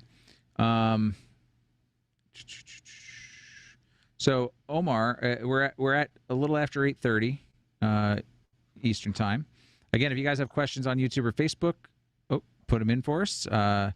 We'll get to them. But I would love to see Omar's tech kit since he's been patiently waiting, and I want to know what Omar carries around. Although, did we lose your tech kit cam? Yeah, well, I turned it off. To be fair, I saw everybody kind of just raising what they had, so I'm going to do the same way and just take it out piece by piece, and then if you guys have questions, you can ask away. I'll try to be as clear and to the point of what it's for and what I use it for, and then move to the next unless there's questions. Cool, man. Go ahead. Yeah, so when everybody started doing the vMix stuff, everybody had MIDI controls. I have the bigger one at home, but in my kit, I carry the little portable one. This is just a quick little MIDI controller. Comes super in handy. Even when I do a lot of vMix stuff, even when I was on show mode, I had like mainly 8 real cues, and then I needed the audio faders to do the audio stuff. It just came in super handy to have one of these, to have a portable one. Like everybody else, probably, I carry little cables, so these are HDMI cables. Carry those around with me. I carry, unlike what you guys have seen here today, this was actually before COVID, but I have these USB to XLR CDI boxes. I have 2 of these in my tech kit. I carry these at all times, and these come in handy for numerous things. And again, these are like just, save the show moments because we need one more or something gets added and we don't have it. It's like, boom, let's just plug this in and go with it. I also carry in my kit 2 decimators. These are just great little portable scalers, cross converters, and these are like clients adding something or something's changed around, or a lot of clients I have either own Barco or Blackmagic, or they mix and match, and Blackmagic is very kind of specific to certain things. So I'll throw one of these in line sometimes just to get it to work, or if I'm just struggling with a resolution for some reason, I know what works, I throw it in there just to get it to work off a computer. Back to like saving show versus stuff. So I've had a couple shows in the last few months where I needed a recorder. So this is my recorder that's in my box. A lot of these like last minute little Zoom call things, they end up having a recorder on it. I usually bill for this, and it ends up saving a day just having an external recorder. I've written that a lot. Which one is that, Omar, if you don't mind? What brand is that recorder? That is a Blackmagic? Okay. Yep, this is the newest one that came out about a year ago. I have the older version, but it doesn't have the monitor in the front. Yeah, I see it now. Okay. And you can see like this one's already, it's been out the box a lot, so it's missing that little knob. To Dave's point earlier, which I looked it up and I saved that link. I do have a leveler for LED and for projection blending, and I have 2 of these in my kit as well. And it's actually coincidentally the last show I just did one of mine, one of the lasers just wasn't leveling properly, so I have to get a new one. So I'm gonna look those up and retire these guys. Again, to Dave's point, I also have the newer laser, which is this one. Gives me a little further distance, and this one is actually really cool. So it turns on, and I guess you can't see it really, but this one has an actual camera on it. So there's, I mean, you're seeing the ceiling right now, but this has a camera on it, and then there's a laser that shows out there, so I can see the laser in the physical and in here when I'm doing the measurements, and it's all live and does it in real time. I was doing a lot of projection mapping in Miami. It's a lot of stuff's outdoors, and the other one that I have, which I still own, it just doesn't go far enough for a lot of the outdoor projection mapping stuff. So I got the newer one, and this one goes, I think it's 400 feet, and this one goes like 140 feet, I think it is. So I can still carry both of those because they both come in handy for different things, as far as projector goes, as far as LED stuff goes, which is kind of what I do a lot of. Um, Again, because of the whole streaming situation, I have another bag in my kit. And in here I have, again, some of this is personal, some of this gets rented out, but I have a couple GoPros in here and an A10 mini for emergencies. GoPros, a lot of times if I'm doing media server stuff and there's just a big wall in front of me or something and I can't really get around it, and I don't have a lot of cameras, I feel like, I like putting a little spy cam for myself just to have as a return feed, just so I can see what's going on in front, so I don't have to always ask the camera guys to move things around. Or if it's just a big space, I want to see kind of who's coming on and off, I'll put a little spy cam in one place and get a signal back to myself so I can see it. The A10 I Do you rent out watch those sometimes. Wi-Fi or wired when you're using the GoPros? So usually I do them wired, depending if I where I can get them in. I've been doing a lot of fashion show, like TD for fashion show stuff. So I'll put them at the end of the runway just so I get a shot straight down, give that to myself and the crew so they can see what's happening, who's coming on. A lot of times these fashion shows, there's a game plan, and then it's like none of that happens in real time. So we're just adjusting everything as we're going, like the entire show, and having that kind of visualization so I can tell my camera guy, hey, here's who's coming out next, here's what's going on. Like, the next girl is the shoes, not the dress. Don't worry about the dress, get the shoes now. It just helps me real quickly get that done because there's usually a rundown of like what's the priority, and then it's supposed to come out that when it doesn't. And it's like the girl with the shoes coming out next, get the shoes. Don't worry about don't worry about this. I don't know when she'll show up when she shows up. Or there'll be like a special person in the thing, like we did one for Pretty Little Things where they had a disabilities one. Like, hey, she's got the leg, get the leg. She's got the arm, get the arm. Like, focus on that for the camera shots, even though it's supposed to be something else. So that's come in handy a lot for me. I have an older GoPro and the newer one, which again, the newer one better for wireless, the older one better for wired, in my experience at least. And then the A10 Mini for like those. I don't know if you guys are experiencing this on your stuff, but a client says, "Oh, we want to do streaming or Zoom or whatever." It's just one presenter, and then the day of it turns into something much more. And it's easier sometimes to just give the Zoom person the A10, give them some feeds off a matrix, and say, "Hey, just control it this way." And then we bill for it on the back end, saying, "Listen, the look you got that was much better than what it was is because of this. So here's a bill." Um, I forgot who mentioned this one, so I apologize. It might have been Rick or somebody else, but someone mentioned about the testers here. So I have this again for on-site stuff, and we just used it today. I'm doing an XR build, and we had to build some cables last minute, so we put it in line, tested them out real quick. Again, got it up and running. I think this might be the same one that you have, Ed. Also, this is just a tester here. So for me, again, just turns on and it says a line down. For me, a lot of stuff I do, especially like for the Evolve, when I'm doing a lot of these bigger LEDs or projection stuff, we do a 300-foot spool of fiber with a fan out of 12. So some of it happens when it's in the air, I can't go back and forth and see what's what. I could just plug this into one end and just verify that the other end is the correct number. If it wasn't done properly by the tech or whatever, or the engineer who put it in for me or whoever it was, right? Like I can just verify stuff. And then the other reason I got this is when I do a lot of the installation stuff, like for NASCAR or for tennis, with like Jeff and stuff. Well, not really Jeff, another guy. This comes in handy because a lot of times what ends up happening is I'm plugging into an existing system, and it's like, oh, this should be patched to here, and it's not. And then I literally plug this into their system. I run to their other box, whatever miles it is away, and it's like, okay, so that's actually coming out of this port, not the one you told us it is. And then I can switch my camera guys out really quickly, and it's just a real quick tell me where the signal is because sometimes these guys don't run it properly. Also, within the NASCAR side, we run out, which are it's 4 out for the fiber. These cables get run over in like, we start out with 4 good ones, and then 2 goes bad, and we swap over to 3. But I gotta verify. So we would just throw a line real quick, tell the camera guy, hey, do you see me on 3? Yep, boom, plug it into that one, or we plug it in the back here, and now we're good to go again. Because a car ran over something, or somebody did something, and now that one we were using was broken, and this is just a real quick way for both of us to very quickly see if it's working or not, and to move, just move on. Another thing I have in my kit is a couple cables and stuff. I'm reluctant to show this one only because it's a double-edged sword. But if you own boats or anything like that, I have this tool here. So this is really good for screens. Actually, this is not really good for screens, but it works for the screens. It's the exact rivet size. So as long as you're not too cold and you're not aggressive with this, you can use this as a tool to help you stretch that screen out a little bit. So when you're doing 10 screens and all day you're doing screens and your hands just get tired or your thumbs get tired, you can switch off to this. I do caution people because this is strong enough to give you more force than what the fabric can handle or the plastic can handle. You can actually break off the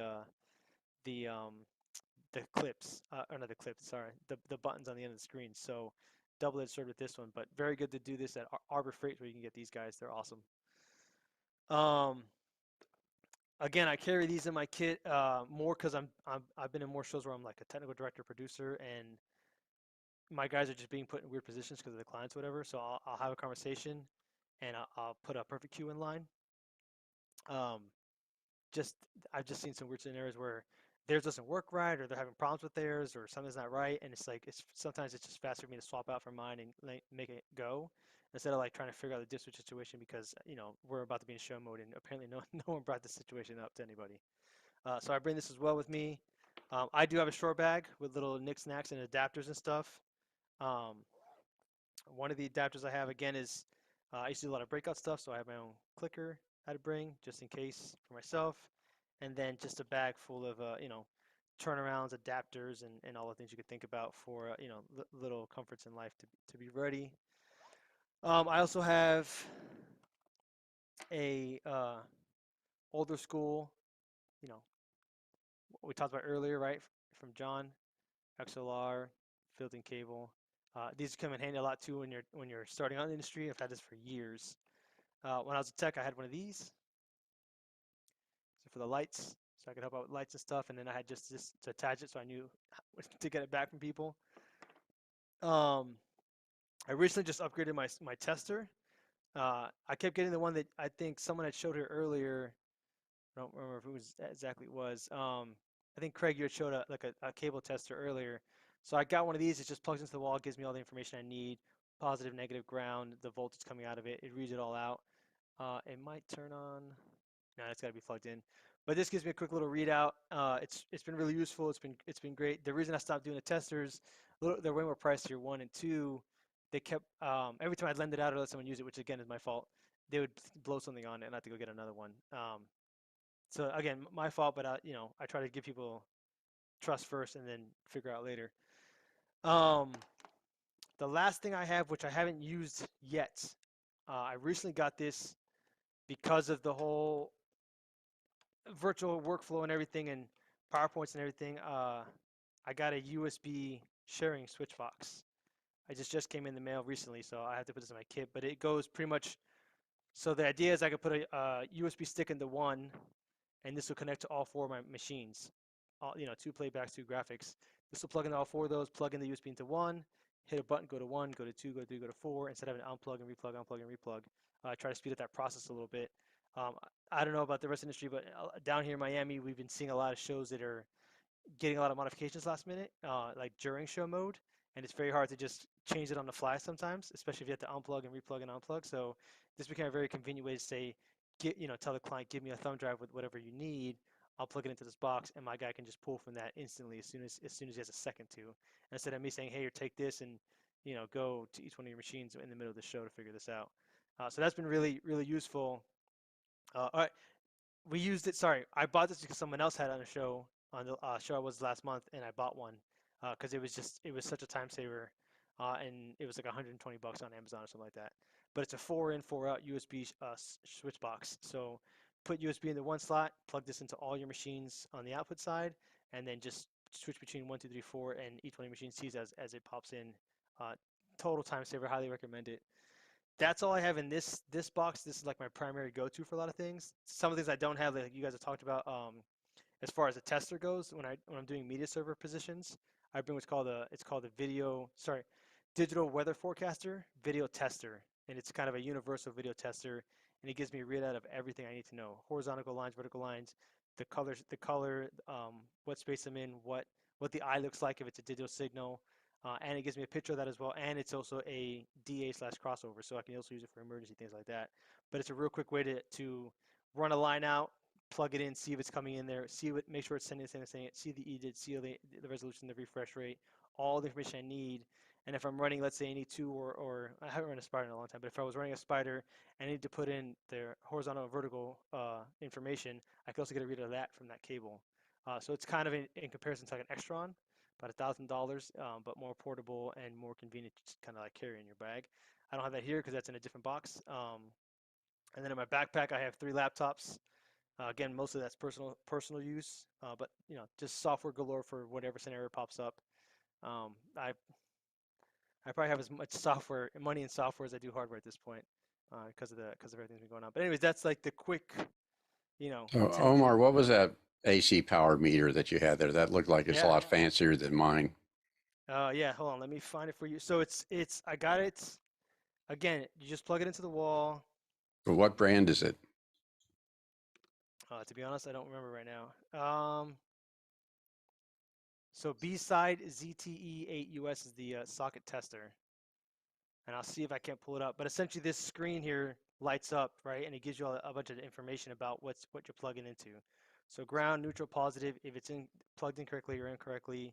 It also tell you the power you're getting off of that volt, so 1520, it's rated up to 120. So anything past that, it'll probably blow it. But it's like $25. So at that point, I'll buy another one.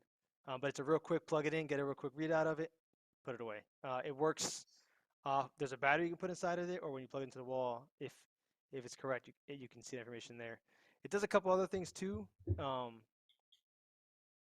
haven't really had a need to read about the rest of them, but there's a couple other icons that pop up. I'm not really sure what they're referring to, but I haven't looked it up either. So, but I'll see if I can't find this in Amazon for you real quick, because I just ordered it about a month ago, so it should still be in my cart. But that's come in handy on a couple shows. I just did a show last week actually where this came in handy big time, because we had a bunch of problems with the distro and ended up using wall power because the wall power was more reliable. Believe that or not. That reminded me of something in my kit that hasn't shown up yet. It is a AC voltage sensor, or commonly referred to as a chicken stick, because you turn it on and you just hold it up to an outlet, and if this will light up if the outlet's hot. You can also hold it along the edge of a power cable, and it'll tell you if there's electricity voltage in the power cable. Nice. I'm And surprised nobody had the I say Mackie those are M-Test. great, except if the neutral's open at the end of a cable, like we had one day. Spent 20 minutes trying to figure out why we didn't have power down something. I was surprised yeah, nobody it could brought be up. dead on the way back, but it also tells you if it's hot, so you know if you unhook it or whatever, it's going to shock you or not. Another thing that was mentioned, hasn't been mentioned yet, is something called a mouse jiggler. I don't know if you guys have ever heard of that. If you're in the corporate space and you're using a lot of client computers, a lot of them lock down, after a predetermined amount of time for, their IT department specs. And this is it looks like a thumb drive, but you stick it in and it moves the mouse back and forth 1 pixel. And it just sits there and does that. And it keeps the computer awake, which is great for, if you're using a client computer in a breakout or whatnot. We're doing ARS and Google Meet this week off client computers now. We have it in there to keep the computer awake. They also make the Mouse Jiggler Extreme, which is a prank device that just moves the mouse all over the place. And if you sneak in and stick it on someone's desktop, their cursor's jumping all over the place, and they can't, get control of it, and they'll reboot their computer 5 or 6 times trying to fix it. But Nice. That sounds fun. As Omar was bringing his stuff up, I found mine out of my bag. I bought these as a set off Amazon, like real cheap. Important to have. That mouse jiggler thing sounds like a really, really good idea. I did grab a couple other things that I keep that I wanted to just quickly show. I always keep a battery bank or two. I usually have a couple. This particular one also does wireless charging, which is why I keep a rubber band on it. There's been times where clients are freaking out because their phone is about to die and they need to, use their phone and stuff. And I say, hey, you can borrow this. And I just have them rubber band their phone to the back of this. And now they can walk around and they've got it. I just have to make sure I get it back at the end of the show. Another thing I've been carrying lately a lot is clips, so that I use these for the other day I used them for cable management. I had a whole bunch of cat coming off the back of the LED processor, so I just took this and clamped it onto a table and ran the cat through it and kept it kind of organized and out of the way. And as a pandemic addition to my bags and my tech kit, I have in bags, I've been keeping masks and rubber gloves. I think every audio person should have latex-free gloves with them all the time for when you have to do miking of people, when you have to disinfect microphones and things like that. It's super important. Protect yourself, protect other people. And that, How many people are carrying alcohol swabs now in their kits? Yeah, a lot of people. Yeah, I have hand sanitizer on a carabiner that hangs off my bag. All that kind of stuff. We did get a couple of questions that came in. Sorry, I'm trying to catch up the chat. One of which I guess kind of got answered as it was not super related. But somebody was asking what the best video switcher mixer for production, especially for churches.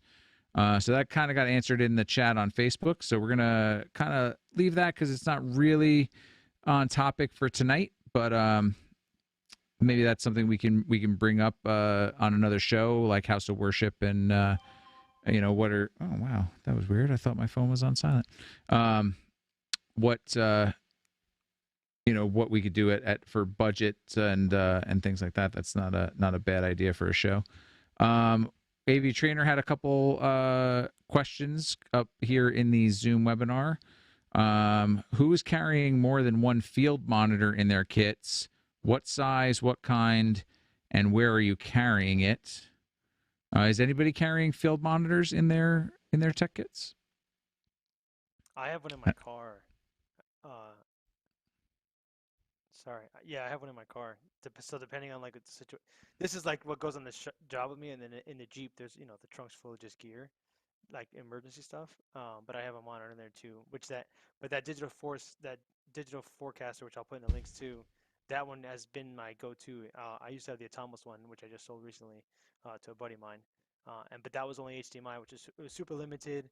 But I liked the portability of the battery, and the digital forecaster has that ability with the extension pack you buy with it. So that became my new kind of go-to, and then that became like, okay, I'm selling this off to somebody else, make some of my money back.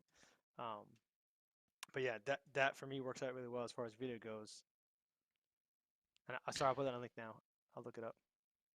And that's probably the next piece of kit I might buy is like the small Blackmagic Video Assist or something like that. Yeah. Just to have a set of scopes, be able to throw a record into it. That could fit my kit maybe. Yeah, that was one of the things I was gonna buy until like everything right before everything shut down. I was gonna get one of the old Video Assists. Now the newer one is even better, and that I should put that back on my wish list. But I don't carry one currently. Again, being video and audio, it's very hard for me to carry everything. So I kind of carry the things that most things that ended up in my tech kit ended up there because I got burned on a show and was like, man, I need to have one of these next time. And that's how it ended up in my kit. So that's kind of what it is. We had another question from AV Trainer. Who's carrying their own personal headset? Are you carrying more than one? Which one are you bringing, and why did you choose that one, and how do you protect it in your kit bag? So many questions there. Anybody carrying their own headsets? We kind of talked about comm earlier. Dave? Yeah, I've got a Clearcom PH8. It's very similar to the one you showed. It's just a little foam.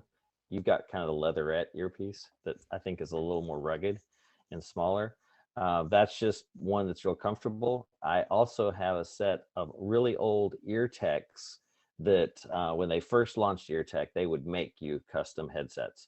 And they had one that it went behind your ears like the little Sony, and they would put an 1/8-inch aux-in jack and a switch on one ear, and so you could aux into one ear and flip the switch between comm and whatever you wanted to listen to. So I could PFL the console or do record, or heck, just listen to music, and I could just flip that switch and listen to it in one ear. But if I needed to pay attention, I'd flip it back.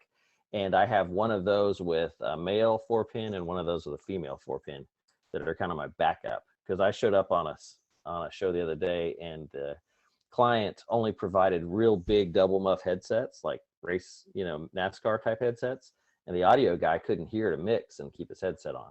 So I loaned him my Clearcom one and put the ear tech on myself, and I got a few free drinks out of that from the A1. Nice. That takes care of all the questions. Does anybody else carrying their own headset before I move on to? I used to carry the adapter for the ENG cameras. When I used to do a lot of camera work, I used to have that little adapter to convert the ENG to just a regular Clearcom. Actually, my dad had made it for me because it's always hard to find a headset for those sometimes, and I was just like, I got an adapter, just give me whatever. Yeah, it's like a 5 to 4-pin. Yeah, if I had the 4-pin, he made it an adapter for me, and it was like, just a little jumper, but enough to just get it working. Yeah, Jeff's saying 5-pin to 4-pin adapters are gold. Yeah, I have that in it, like the rest is right. There's another bag at home that when that's the call I get, that bag gets pulled out and gets put into this bag. Yep, absolutely. I carry mine. I just throw it in my bag. Yeah, so I don't have any special way that I keep it protected, but it's usually in my backpack. Which, yeah, I guess I should mention, I carry a tech kit and a backpack, so I have like way too much stuff that travels with me to every show. But and then sometimes I grab like an extra little bag, and then I've got the trunk full of stuff very often. So yeah, lots of stuff. But yeah, I don't do anything special. My headset stays in my bag because I need it more often than some of the other stuff in my tech kit. So why open the tech kit if I don't have to? Cool. Yeah, it looks like we got through all the questions we had for today.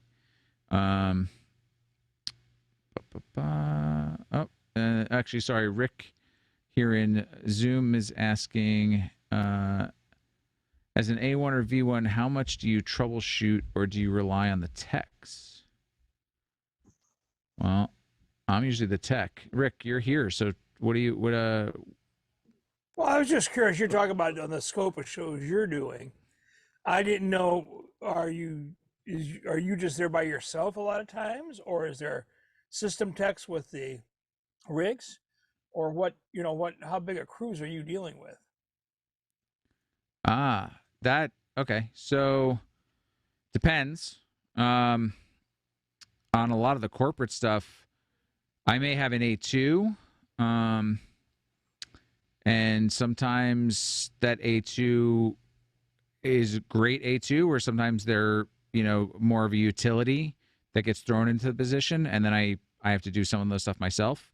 That would normally land on I'd be able to delegate. Sometimes I have great crews and I'm not doing a ton. I find I'm in a new market now, but where I was in New York, a lot of times I was put on shows because I have that audio and video background, and then I'd end up, I can't tell you how many times I've been the A1 and then been asked, hey, can you program the Novastar for us?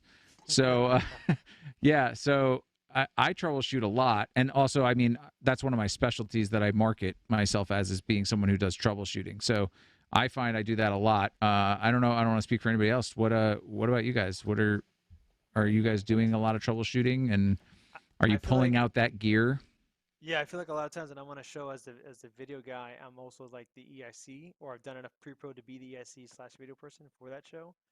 So it's really me as far as shows go, the last show I did, there was a 40-man call. So I had, I think it was like 6 video guys to help out, assist me, or 6 video people, sorry, because it was also female. Um, we gave directions, and then some of it was going kind of behind them and just double checking what was happening. And even then, we still missed some things because it was double stacked projectors, 10 wide all across the whole building and a whole mapping thing.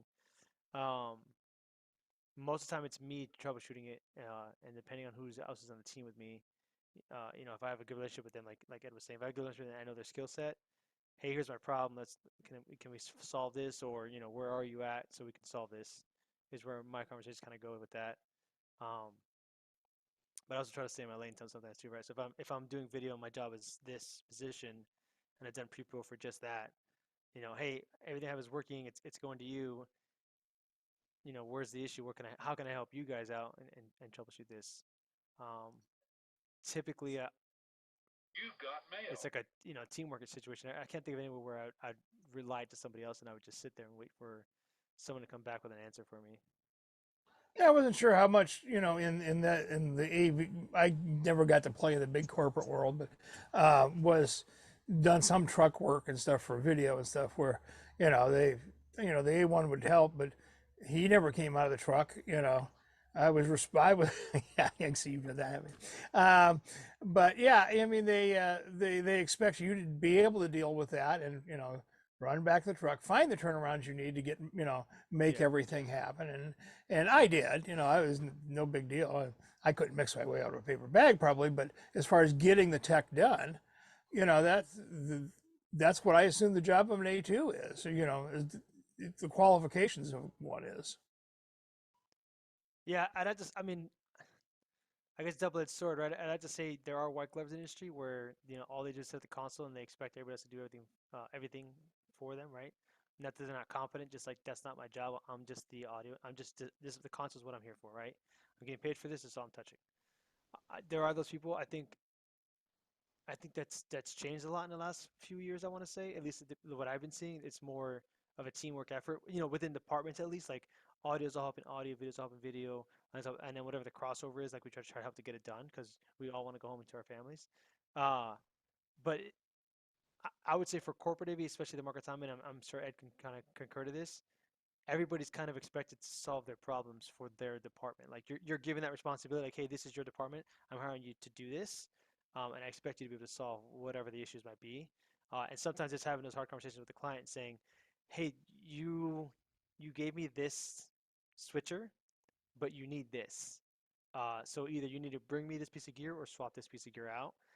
And that's being able to, have the knowledge and the confidence to just say, this is not what we need for this show, or you didn't sell the right package, and then figure out where to go from there. I've had that conversation where we had like a pulse or something like a quick view. It's like, this is not going to cover what you need. You need like an alkaline or sender if this is the route you're going, or an E2 or something along that line. Or this is not going to happen the way you want it to happen. Or like the ghetto version is like, bring me another pulse 2 and we'll ghetto this up. But you got this is not spec'd out for what the client's asking for right now. But again, like, the client's hiring up me essentially to solve that for them if we're at that point. Well, I guess it also goes to today's discussion of how much of a WorkBox are the companies providing. I mean, so a lot of the companies I work for will send adapter kits, and they have their own. A couple of companies I work for call them Bobs, breakout boxes. The video Bob, the lighting Bob, the audio Bob, and other companies call them WorkBoxes. And yeah, they'll be sending that kind of stuff. And I will dip into their stuff first. But if their kit has 8 turnarounds and I need 10, well, I'm glad I have my 10 turnarounds.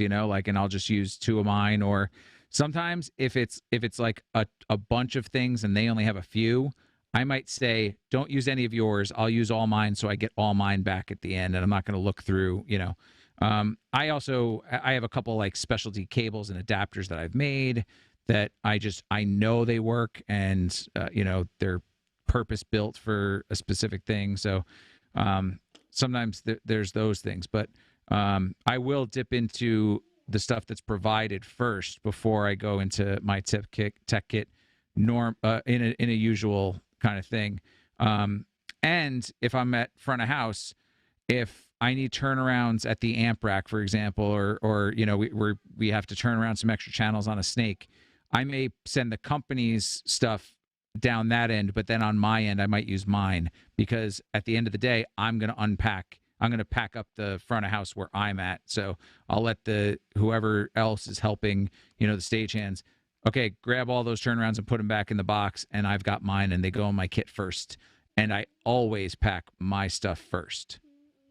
Oh, hey, buddy. Sorry, my little guy. Yeah, exactly. Hey, Dave, you got something to say? I don't want to talk too much. Yeah, the size of gigs I'm in, there's usually at least two audio positions, A1, A2, and the A2 is the person miking everyone up. The A1 doesn't ever leave the console, and unless the A2 is there to sub them in, for restroom break or something. And in the video department, there's usually 3 to 4 plus camera ops. So I'll have a switcher op and a record playback op. Graphics is something always their own op, and there may be a projectionist, engineer, shader type person, and some of those just depending on the budget. But what we normally do, and echoing what Omar said, is we come in and we get with the project manager in a pre-meeting and a pre-con and say, what are the goals for the day? Because usually they're 2-3 day setups. And we'll say, oh, everything that's going in the air, that has to be done first. Our whole team, plus whatever stagehands were assigned, we've got to get the screens that are being flown, all the firewood that's got to go over the truss from front of house to back of house. Anything that's going in the air, we will all jump on. We'll all get all the video kits lined up and opened up. As far as addressing the kit situation, I'm in the privileged position most of the time where I get the equipment list beforehand, and I will add and notate on it and say, oh, make sure that this kit has at least 6 of X, adapters, that there's at least 12 HDMI cables, 12 feet long, whatever, things like that. And then I'll end up with a box, and LMG calls it a technician pull list, TPL, a TPL box, when I used to work with LMG a lot. And it's just all the little add-on things that the technician or lead requested over and above the normal kit. Yeah, and I would say too, on bigger gigs, and I'm sure Dave can attest to this, on bigger gigs where there's a lot of hands, what is happening is like, and we, in South Florida we call them VTK video toolkit, ATK audio toolkit, LTK lighting toolkit. In our markets, what ends up happening is, I may delegate to these, hey, use this to do this, and then there's one person who may know a little bit more than the rest, and it's like, hey, I just need a decimator, or I need a DA, whatever, and by the time I go back to that box, they've used it for things that it doesn't need to be used for because that's what they know how to do it as. And now you're like, okay, I'm not going to rewire this whole thing right now. It's what's done is done. I'm just going to grab the one out of my kit for this one thing because I know I have it, and it's easy to do that versus me having to go through like for some reason it's like there's a certain properties down, and I won't name the property, but down in South Florida there's a property that for whatever reason they always put decimators on the DSMs for everything, and it drives me nuts because like this, you don't need this on a DSM. It's a waste of a decimator, but that's how they always do it. So it's like as soon as I see how many DSMs are on the list, it's like, okay, well, I've lost these many decimators from that kit that they have, and they have 10 in there, right? So then I'm always trying to like factor things in, and to what Dave was saying here, you don't always get what you request sometimes. So that kit may have came from another show and didn't come back completed or didn't get put back the same way, so it wasn't the way it was supposed to be. So now I'm already short. So those things happen a lot too on the bigger shows, and then the reverse that on some of the smaller shows. Again, because it's, hey, this came from another show. It's not all correct. I'm piecing things together to figure out, okay, I know I need to do this, but I don't have this here, but I can use this right now to make this work. So then I'm using adapters or DAs or whatever it is to make my signal go where it needs to go to, because I have all SDIs, but my projector's all HDMI. It's like, well, I got to use that for this. And then by the time I need something like mission critical, like a playback machine or a PC, and I don't know, for some reason it's just not playing well with the switcher or whatever, just put a DAC on that thing, give it the resolution it wants, call it a day. I don't got time to sit here and go through all this, because then it's like, then you get that kind of rabbit hole, right? Like, is the bit rate for the color correct? Is the color space right on this? Is like, are my blacks looking? Then I can go down this whole rabbit hole, and it's like, Do I have time for that? No. The solution right now is this. It'll solve it, and we can go forward. Because that, like, another point to make too is, I'm sure everybody here can attest to this. There are certain shows where it's like it's a set show strike scenario, so you don't have time to troubleshoot and really find out what's going wrong. You have time to make it happen because it's going to happen today, and then it's got to get out of there. And that's a big one, and that's where like my kit becomes gold for me, because like I don't know what's going on right now, but I know this is what needs to happen. So my thing will work right now. Let's get in line. Let's keep going. I don't have time to figure out why this DA died, or this decimator died, or what, or this black magic design died. Like whatever the case happens, just use mine. Let's keep going. What's a DSM? Downstage monitor. It's a client confidence monitor or comfort monitor in front of the stage so they can see their PowerPoint. Yeah. Oh yeah, we just call them confidence monitors. Okay. Oh yeah, it's short for DSM. Something I'll mention, I've got 2 clients that literally have a fixed show in a tractor trailer, and no matter what the client wants, they don't unpack the trailer at their warehouse. They just hook up a rig to it and send it, and they've got a couple of them. And so I show up whether it's 2 general sessions or 1 giant general sessions and 10 breakouts. I get the same tractor trailer worth of stuff every time. And it doesn't get checked out. It doesn't get checked in except whoever loaded the truck last. And it is what it is. Oh, so now you're finding like, okay, I have way more than I need for this show. Pull all this out to grab what we need, and then put the rest back in. Yeah, absolutely. Is that the grip? Is that the grip truck? And I don't need any truss. Say, is that the grip truck theory of doing audio visual? Yeah, there's companies that do that. Yeah. And I've hired companies like that where I've said, here's the specs for the show. And they go, we're going to send you the list of gear in our truck. Will this do it for you? We'll give it to you for this flat price. And you go, well, heck, that's way nicer. I had a budget for 4 moving lights, and they're going to send me 20 Verilights. Great. It's already in the truck, and they don't have the cost to pack it and pull it and scan it. And, they just hook the cab up. Wow, that's that's a nice situation. It's you just don't want the opposite, where it's not enough gear or not the right gear, which I think that's part of what I've run into a lot. I also find that when there's a lot of sub rental, I'll get equipment lists often, but sometimes it's not indicated that it's getting sub rented. It's on a pull list like it's their gear, and they don't think about those extra little things. So having a bunch of extra little things in my kit, just make those situations happen. But I do want to respect everybody's time. It's getting a little late tonight. We went a little bit over, but this is a great conversation. So I want to thank everybody for being here. I want to thank our panel. Sorry, 1 second. Doing too many things at once. Yeah, so I want to thank our panel. We got John, Marty, Craig, Rick, and Dave. Thank you guys so much. I think we had others that maybe we lost through the night, but thank you guys for being here, for contributing to the conversation. Thanks everybody for watching on Facebook and YouTube. Make sure I'm going to put the links again to our Discord. You can continue the conversation on our Discord, and if you post pictures of those tech kits, right in that channel. There's a channel set up for tonight's episode.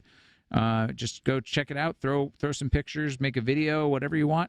Let us know what you guys have in your tech kit. Show us how it's organized. I kind of wish, Omar, you would have had that camera set up, because that's the other thing of like, how do we organize those tech kits? I spent a lot of time thinking about that with my kit, and I'm gonna do that. Putting it together as you guys are talking. So this is how Nice. I put everything in here. Nice. It fits pretty nicely. Nice. Take out a couple. I see how the things. knob got broken off that recorder now. Oh yeah, no, for sure. Well, so even worse, I used to have an 810 switcher here, the HD one, the mini one for the racks. I used to have it sitting here. Now it's sitting in another case with a monitor, 810, and 2 recorders at the bottom, and that's like going out to do a breakout room or something and be fancy about it. I'm noticing your divider system. Dividers are really important, and finding good dividers can be a problem. I don't want to. Oh well, yeah. So this one is from. It's called Tech Pack. Trek Pack. Backpack, yeah. TEKPAK. It costs more than this case cost me. But yeah, this allowed me to do a custom setup. I have more of this foam and more of these pins at home, so I can modify this as need fit. But another case I have for audio, which is a Roby Podcaster XLR, some microphones. That is the similar packing like this does for that. When I carried a backpack, I got a photography backpack at a garage sale, and it had all these little Velcro dividers that were really handy. I don't carry it anymore because I weighed it on the scale at the airport one time, and it weighed twice as much as the luggage that I was bringing all my clothes and checking, and I'm wearing this on my back going, ugh. So now I pull it behind me, it's a pull along. Yeah, I have my Pelican Tech Kit has the foam padded inserts with the Velcro dividers. It does 2 layers, so it's pretty nice. But yeah, keeping your stuff organized is the tricky part sometimes. But one last lightning question for you: How much is too much for your tech kit to weigh? if you're flying with it, 50 pounds. I try to keep mine under 40. I'm with Ed, 50 pounds, because if you're flying with it. Yep. Yeah, that's where they're going to charge you more if it's overweight. So you try to keep it under 50. I mean, if you can keep it as far. That's why mine's a Pelican Air, because the Airs are a little bit lighter, so they're made for flying a little better, just because of that, the reduced weight. Cool. So I want to just quickly wrap up for this evening, so that yep, there we go. I did that. There we go. Too many things again. Still, I'm kind of rusty because we haven't been doing this every week like we used to. But again, thank you to our panel. Thank you everybody for watching. Make sure you join our Discord. I put those links in. Omar, if you don't mind throwing that in the YouTube side, because I don't have that one open in front of me. We did get some last minute kind of questions or comments in here in Zoom. We'll take a look at those, and we will try to put some answers over in Discord. It's AV Trainer and my buddy Steve Sarno. He's a video guy, so he's not asking anything important. Just kidding. But thank you all. We will be back in a couple weeks, and we'll get that schedule out. You can check out aveducate.com for all the AV Educate stuff that you want to learn about, all the programs. You can check out the podcast on Wednesdays. And of course, we want to thank DVE Store for their continued support of AV Tech Talks. We are able to stream in 1080p because we have a beautiful 1080p Zoom webinar. So if you come join us on the webinar, not only do you get that pre-show and post kind of hang, but you'll also get it in 1080p, so you don't just have to watch it on a stream to get the high resolution. And that's all because of the support of the DVE Store. Go check them out at dvestore.com for all of your video, audio, and equipment needs. Really, really knowledgeable people. They'll be able to help you out. That's actually where I bought my vMix license from, was from Guy's team over at the DVE Store. So yeah, we'll be back. Omar, you got something? Yeah, just real quick for anybody in the Orlando area, if you guys saw last month, we did an AV social in South Florida. We are now doing one in Central Florida on the 6th of this month, so February 6th is a Sunday. If you guys want to go check out Player One with us, we're going to do another AV social there. In about 48 hours, we'll come up with all the sponsors that are sponsoring that event. But you're welcome to come. It'll be free. We'll get some drink tickets. Entrance will be free. It'll just be a night of just hanging out and networking, connecting, chatting, catching up. So if you're in the Orlando market, again, February 6th, pretty much from 12 to whenever you want to leave, we'll be at Player One for another AV social. Very cool. Very cool. So again, thanks everybody. We're going to say goodnight to Facebook and YouTube, and we'll catch you next time. Thanks.